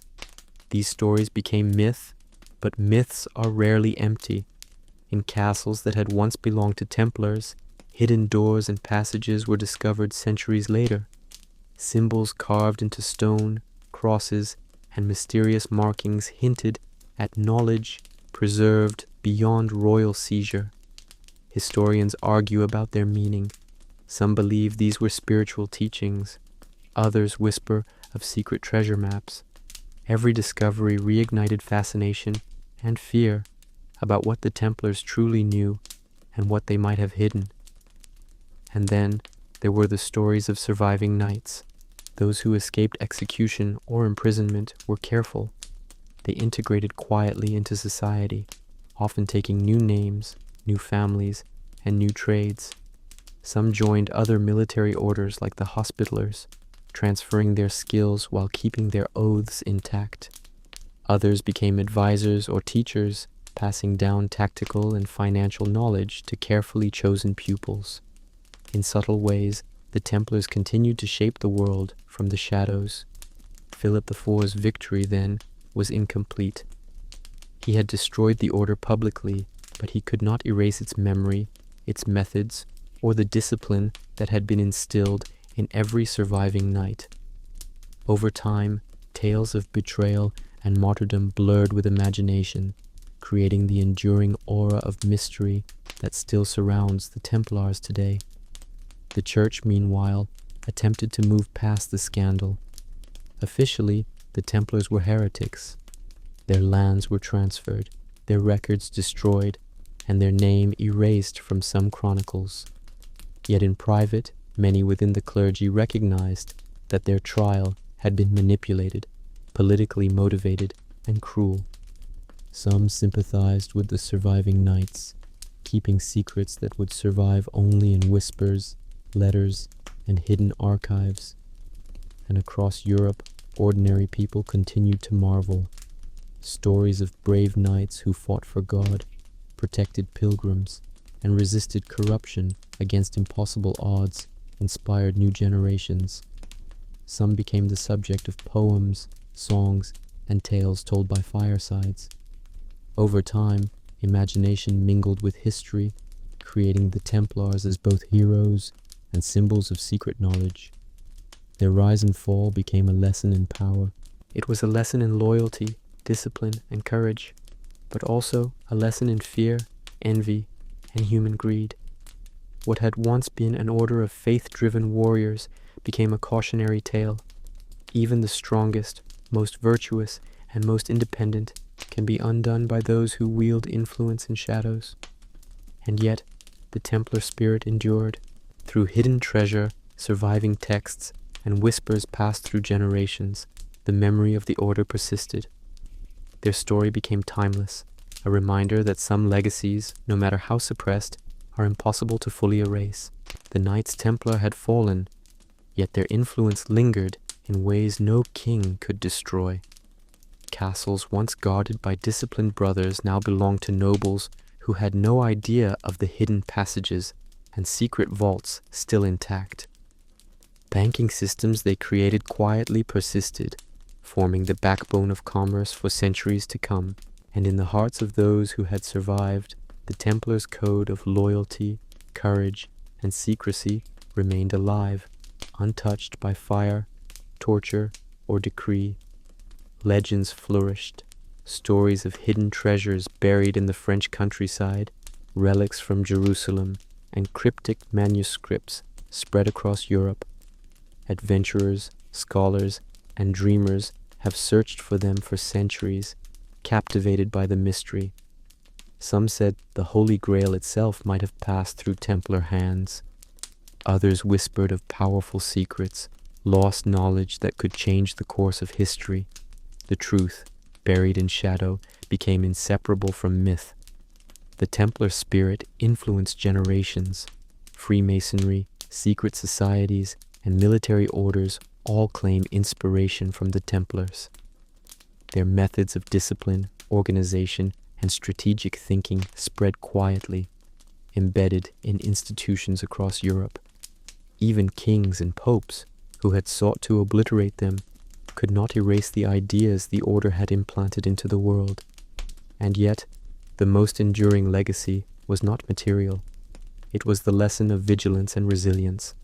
The Templars showed that devotion, discipline, and courage could achieve greatness, but also that power invites envy and danger. They demonstrated that even the most faithful can be accused, and the most disciplined can be betrayed. And still, survival is possible, not always in the open, but quietly, in ways that endure beyond memory. Time softened the edges of fear. Public executions, confiscations, and trials faded into the past. What remained were ruins, manuscripts, and stories whispered by firesides. Monks wrote in secret, chroniclers speculated, and dreamers imagined. The Templars' history became both a warning and a fascination, a tale of faith, ambition, and the fragile line between honor and destruction. And in the quietest places where shadows meet stone, the Templars are still present.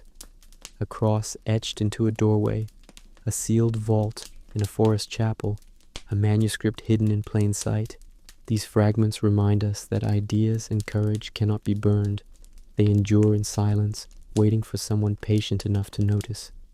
Perhaps that is why the Knights Templar captivate us still, not just because of treasure or legend, but because their story is a mirror of power, devotion, fear, and the resilience of those who refuse to vanish completely. Even centuries later, in whispers, shadows, and dreams, the Templar spirit lives, and it reminds us that history does not end with the fall of an order. It lingers quietly, waiting for the mind willing to follow its hidden paths. So, as the night grows still and the echoes of old nights fade into memory, remember, some legacies are never truly lost. They survive in stone, in story, and in silence, and the Knights Templar are among them. It was the summer of 1485, and England was a kingdom on the edge of turmoil. Richard III, the last king of the Plantagenet line, walked the narrow corridors of his castle with the weight of destiny pressing on him. His reign had been short, less than 2 years, but every stone in his fortresses seemed to remember the blood, the battles, and the betrayals that had shaped his path. History, as it often does, would remember him in shadows, whispers, and speculation. Richard was not a man easily forgotten. Born into a world of power struggles, he had survived plots, executions, and the constant gaze of rival nobles. His family, once mighty, had been torn apart by ambition and war. Brothers and nephews vanished under circumstances both public and secret. Richard had learned early that loyalty was fragile and survival often demanded ruthlessness. Yet he was more than a ruler. Behind the armor and the political machinations, there was a man who felt keenly the burden of his crown. The public called him hunchbacked, cruel, and suspicious. Some historians claimed he murdered his nephews to secure the throne. Others saw him as a loyal guardian, betrayed by rumor and circumstance. In life, truth is rarely absolute, and for Richard, perception was as dangerous as any sword. The summer of 1485 brought uncertainty. Henry Tudor, a distant relative with claims of his own, raised an army in France and sailed across the Channel to challenge Richard. The country braced for confrontation, yet few knew exactly how the final battle would unfold. Richard's advisors debated tactics in candlelit halls, while the king walked among them with a mind focused on survival, strategy, and the unknown outcome that awaited him. And then came Bosworth Field. The day was hot, the air tense. Men lined up in armor that gleamed under the sun, banners snapping in the wind. Horses pawed at the earth, restless. The sound of drums, the smell of leather and blood, and the silent prayers of soldiers mingled in a landscape that would soon be soaked in history. Richard's army was strong, but not invincible. He rode at the front, as he always did, a symbol of courage and command. His men trusted him, even as the battle lines shifted unpredictably. Yet even the strongest heart can falter when destiny turns on a single decision or a single moment of treachery. By the end of that day, the king would be dead, his body lost to time, and his story consumed by mystery. But what happened in those final hours? How did a king so skilled and resolute fall? Was it betrayal, chance, or the simple chaos of battle? And why, even centuries later, do questions linger about his death, his body, and the legacy of the man who ruled England for so brief a time? Tonight, we step quietly onto the field of Bosworth. We will follow Richard into the fog of history, where truth and legend intertwine, and shadows carry secrets that even time cannot fully erase. The morning of August 22nd, 1485, broke over a rolling English landscape with a strange calm. The air smelled of grass and earth, yet it carried the unease of men who knew death might come before sunset.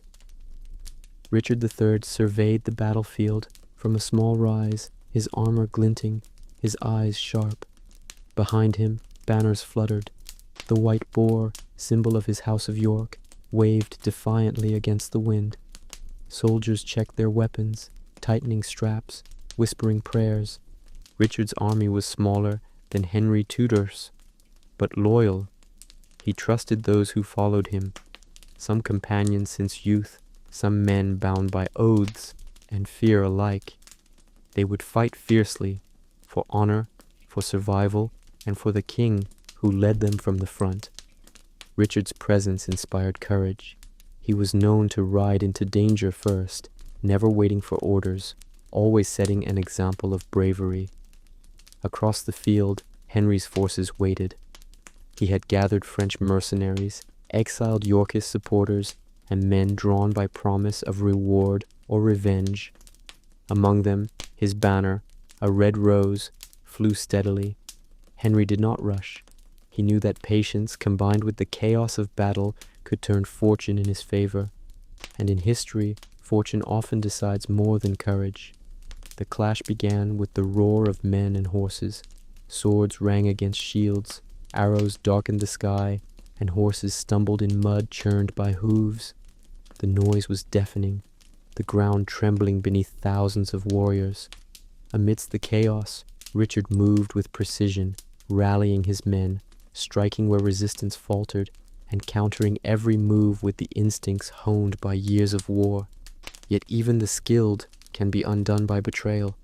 Richard's right flank wavered as key allies switched sides, drawn to Henry's promise of safety or reward. In the confusion, gaps opened. The king fought on, refusing to retreat, his white boar banner still visible above the melee. His courage inspired men around him, but numbers and fortune began to outweigh skill. Richard's final charge became legend. Seeing Henry across the field, he spurred his horse, breaking through enemy lines, striking at the heart of the opposing army. Soldiers remember that moment in whispers, a king fearless to the last, cutting through men who sought to end him. He came close, almost within reach, but fate or betrayal would intervene. The ground swallowed him next. Accounts vary. Some say he was surrounded, his horse killed beneath him. Others suggest a soldier struck him down from behind. A spear, a sword, a final blow. No one knows exactly which ended the last Plantagenet king. What is certain is that he fell, fighting fiercely, and that the battlefield would soon be strewn with the dead, including his loyal companions. And then, Richard's body disappeared from history. Buried quickly in a hasty grave, the exact location lost to time, the king's remains became a mystery, fueling speculation, stories, and legends that would persist for centuries. Was it treachery? Was it misfortune? Or simply the chaos of battle? The truth, as with so much in his life, was lost in shadows. Even centuries later, his death invites questions. How did a king, so brilliant in strategy, meet such a sudden end? What became of his body? And why does the mystery continue to haunt historians, archaeologists, and storytellers alike? Tonight, we will follow Richard's story beyond the battlefield, into the secrets of his burial, the whispers of legend, and the discovery that would rekindle the mystery of England's last Plantagenet king. After the Battle of Bosworth, the field lay silent, except for the groans of the wounded and the crows circling above. Richard III was dead. His banner had fallen, his white boar trampled underfoot. The surviving Yorkist soldiers had fled or been captured, leaving the battlefield to Henry Tudor, the new King of England. Victory was swift, decisive, and bloody, but for Richard it marked the beginning of a second, more mysterious story, the fate of his body. No grand tomb awaited him. In the confusion following battle, Henry's forces made practical decisions. Kings were respected in life, but dead kings who opposed the victor were dangerous reminders of lost power. Richard's body was carried, or perhaps dragged, back to Leicester. Some say it was stripped of its armor, others that it was displayed briefly as a warning. Either way, the young king who had ridden fearlessly into battle now lay exposed, a symbol of defeat. He was buried quickly, almost carelessly. In the Greyfriars Church of Leicester, beneath the stone floor, Richard's remains were placed in a modest grave. The exact location was unrecorded, and the memory of his resting place faded over centuries. Unlike other monarchs, he had no grand effigy, no gilded tomb, no inscription celebrating his courage. Even in death, his story became a secret. And yet, stories of his death spread across England. Whispers spoke of treachery during the battle, of betrayal by allies, of mysterious blows delivered to the king's head. Chroniclers debated whether he had been struck in combat or executed afterward. Some wrote of courage and heroism, others portrayed him as a tyrant punished by divine justice. The line between history and legend blurred quickly, as often happens when kings die violently. Legends grew darker. Rumors suggested his body had been moved, hidden, or even desecrated. Some imagined that loyalists had secreted him away to protect him from humiliation. Others claimed the Greyfriars Church itself was cursed for housing the fallen king, that ghosts of Yorkist warriors lingered in the cloisters, mourning a ruler taken too soon. Mystery thickened around every stone. Centuries passed, and the grave was lost. By the time the church was dissolved during the Reformation, the exact location of Richard's burial was forgotten. The city grew over the site, buildings rose, and the king's resting place disappeared beneath layers of history. His body was gone, and with it, the chance for certainty. All that remained were stories, some of heroism, some of treachery, some of quiet sorrow, for a king betrayed by fate and fortune alike. and yet whispers never completely faded. For hundreds of years, historians, treasure hunters, and dreamers wondered, where was Richard III really buried? What secrets did his remains hold? Could evidence of his death, and perhaps of the controversies surrounding his life, ever be found? Tonight, we continue this journey, tracing the story of Richard III from forgotten grave to rediscovery, and into the modern mystery that captivated the world when history finally revealed its long-hidden secret. For over 500 years, Richard III lay in obscurity. Greyfriars Church in Leicester, where his body had been hastily buried, was dissolved in the 16th century. Stones were repurposed, buildings erected over the site, and centuries of human activity erased the memory of exactly where he had been laid to rest. To most, he had vanished entirely. The last Plantagenet king had disappeared, not just from the throne, but from history itself. Legends persisted, however. Local tales told of a king under the city, of bones hidden beneath streets and houses, and of the ghost of a hunchbacked man walking among the living. Storytellers whispered of a body so battered it had to be hidden in shame. Some claimed curses followed the site, that anyone disturbing the grave would suffer misfortune. For centuries, Richard's death remained a puzzle, shrouded in rumor and imagination. Scholars debated his final hours. Had he fallen in battle, as chroniclers like Polydore Virgil claimed? Or had he been executed after the fight, a king removed to secure Henry Tudor's claim? Even the injuries on his body, described in contemporary accounts, suggested unusual brutality. Multiple wounds to the skull, torso, and limbs, fueling speculation about whether he had truly died in the melee or been finished off afterward. Interest grew in the 20th century. Historians and archaeologists began piecing together maps, old records, and clues left by church documents. Yet Leicester had changed drastically over the centuries. Streets, houses, and modern buildings now stood where the Greyfriars Church had once been. Every lead seemed to dissolve into concrete and memory. The city itself seemed to guard the secret, keeping the last Plantagenet hidden beneath layers of earth and history. And still, the mystery beckoned. Some suggested that Richard's remains might be found beneath ordinary streets or modern parking lots. Others speculated they had been moved, intentionally or accidentally, in earlier construction projects. Archaeologists faced an almost impossible challenge: how to reconcile centuries of human activity with the precise, hidden location of a single, historic grave. Yet hope persisted. Every historian, every researcher, and every enthusiast who pondered Richard III's fate felt the pull of discovery. Beneath the layers of earth and forgetfulness lay a king whose death had been both dramatic and unresolved. The question of how he died and where he rests became inseparable from the fascination with his life, his reign, and his controversial legacy. The world would wait for centuries until modern technology and tireless research finally illuminated the shadowed past. And in the quiet streets of Leicester, the king's story slept, waiting for hands to uncover bones, for science to reveal truths, and for history to confront mysteries that had lain beneath the city for generations. Tonight, we move closer to that revelation, tracing the rediscovery of Richard III's remains and the secrets they would finally reveal about his mysterious death. It was September 2012 when history finally stirred beneath Leicester.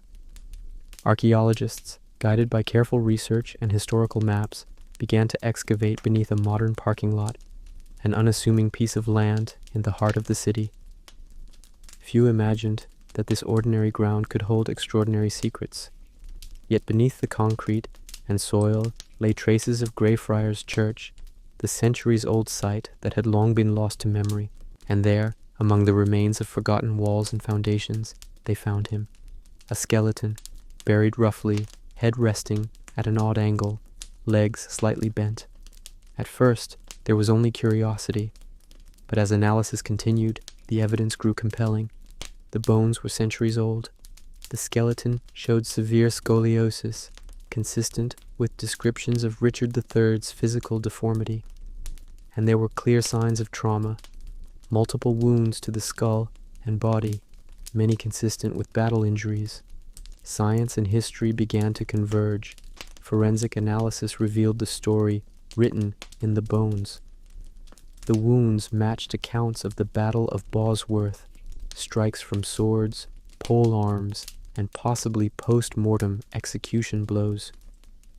The king had fallen fighting bravely, surrounded by chaos, yet some injuries suggested the brutality went beyond ordinary combat, perhaps confirming suspicions of additional attacks during the battle or after his capture. The location confirmed centuries of speculation. Greyfriars Church had been carefully mapped in old documents, and its foundations aligned with the skeleton's resting place. Centuries of urban development had obscured the church, yet Richard had slept beneath the city all along. A king lost to time had finally been found, not in the grandeur of a tomb, but beneath ordinary earth, surrounded by the silent echoes of history. The discovery captivated the world. News outlets broadcast the findings, historians debated every detail, and millions of people marveled that a king once buried in obscurity had been uncovered in a modern city center. DNA testing even confirmed lineage to living relatives of the Plantagenets, connecting centuries of mystery to the present day. Yet questions remained. Why had the grave been so modest? Why had his body been hidden, forgotten, and nearly lost forever? And most haunting of all, what truths could the skeleton reveal about the king himself, about the final hours of his life, and about the forces that conspired to end it so abruptly? In death, as in life, Richard III remained a figure of fascination. The skeleton, carefully preserved and studied, gave voice to centuries of whispered stories, legends, and historical debates. Through science, the king spoke again, telling of courage, betrayal, and a fate entwined with the chaos of battle, politics, and history itself. Tonight, we walk beside him through time, following the path from Bosworth Field to Leicester's soil, and witness the mysteries that centuries could not fully conceal. The study of Richard III's skeleton offered revelations no chronicler could have imagined. Each wound told a story. There were multiple injuries to the skull, blows that may have killed him instantly. Cuts to the back, shoulders, and torso suggested either the chaos of battle or deliberate attacks as he fell. Forensic scientists could reconstruct the angle of each strike, revealing not just that he had died violently, but how he had fought until the end. One injury, in particular, drew attention. A severe blow to the skull, likely post-mortem, suggested ritualistic or targeted violence. Perhaps an enemy sought to ensure the king could not rise again, even in legend. The body bore marks that spoke of anger, fear, and vengeance, an intimate glimpse into a world where death on the battlefield was never simple, never honorable, and never predictable. Yet the skeleton also revealed life beyond battle. Richard's scoliosis was evident, a curvature of the spine that confirmed historical accounts of his physical appearance. His body had endured years of war, stress, and leadership. Despite his challenges, he had commanded armies, ridden into battle, and ruled a kingdom in turmoil. The bones told a story of resilience, determination, and physical courage. DNA testing added another layer. Researchers compared the skeleton's mitochondrial DNA with living descendants of Richard's maternal line. The results confirmed his identity beyond doubt. The last Plantagenet king, lost for centuries, had been found. History and science merged, closing a gap of over 500 years and giving the world a tangible connection to a monarch whose life had been steeped in controversy. Even burial practices offered clues. The hasty grave suggested respect was minimal, yet not entirely absent. The body had been placed in the church, not discarded in the open. This decision hinted at lingering reverence, fear of reprisal, or simply the chaos of a victorious army intent on moving quickly. Every detail in the grave, its orientation, depth, and position, added subtle pieces to a puzzle centuries in the making. And still, mysteries remain. Why was Richard struck so many times after falling? Did betrayal play a role in his final moments? Who delivered the fatal blow? Questions that medieval chroniclers raised remain with us, even as science gives answers to some. The human drama, the fear, courage, and treachery remains just as vivid today as it did in 1485. Through bones, DNA, and careful study, the king speaks again. From a battlefield in the Midlands to a modest grave beneath a forgotten church, Richard III's life and death emerge from obscurity. His story reminds us that history is never static. Even after centuries, the truth can surface, fragile yet undeniable, bridging past and present in whispers and revelations. Tonight, we follow Richard's journey from rediscovery to remembrance as modern historians and scientists work to honor a king whose life ended in mystery, but whose story refuses to be forgotten. Once Richard III's skeleton was discovered, the story of his death entered a new chapter, one where history, science, and legend intertwined. The world watched as archaeologists and historians examined every detail.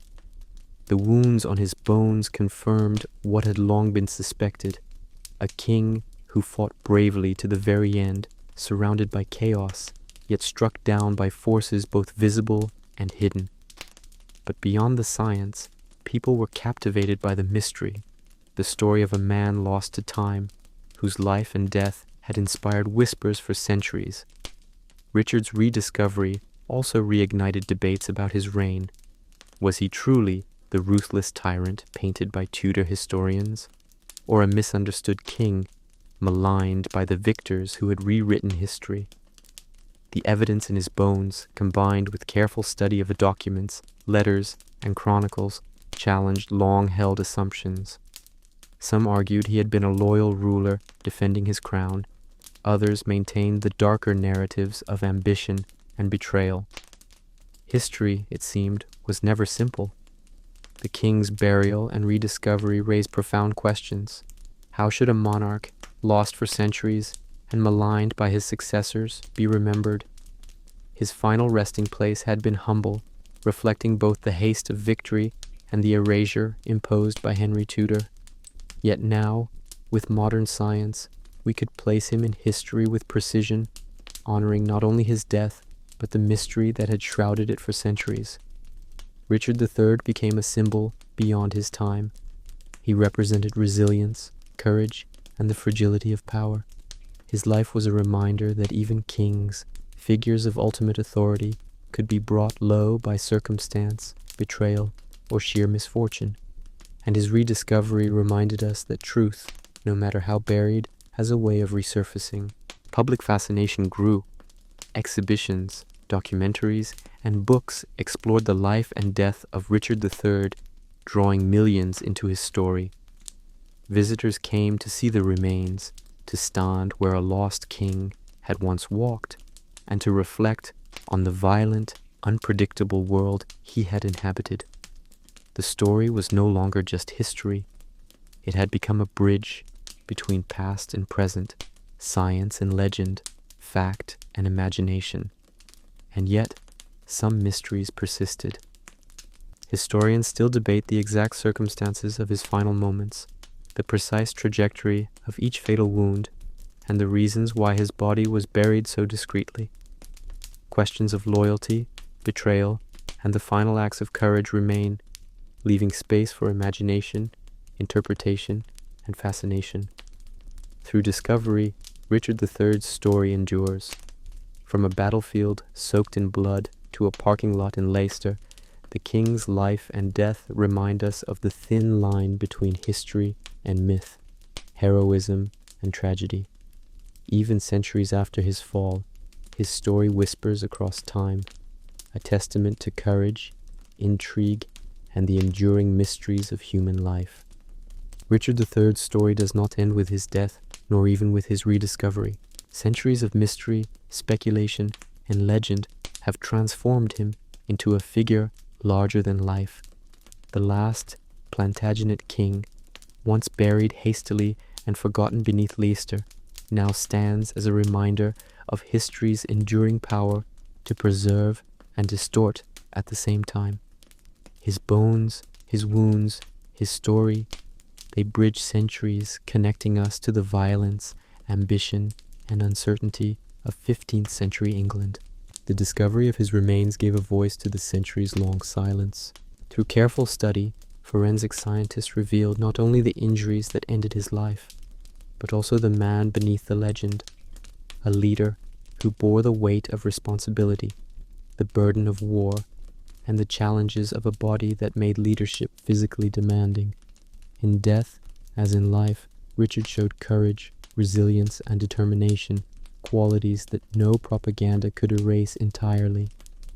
Public fascination continues to grow.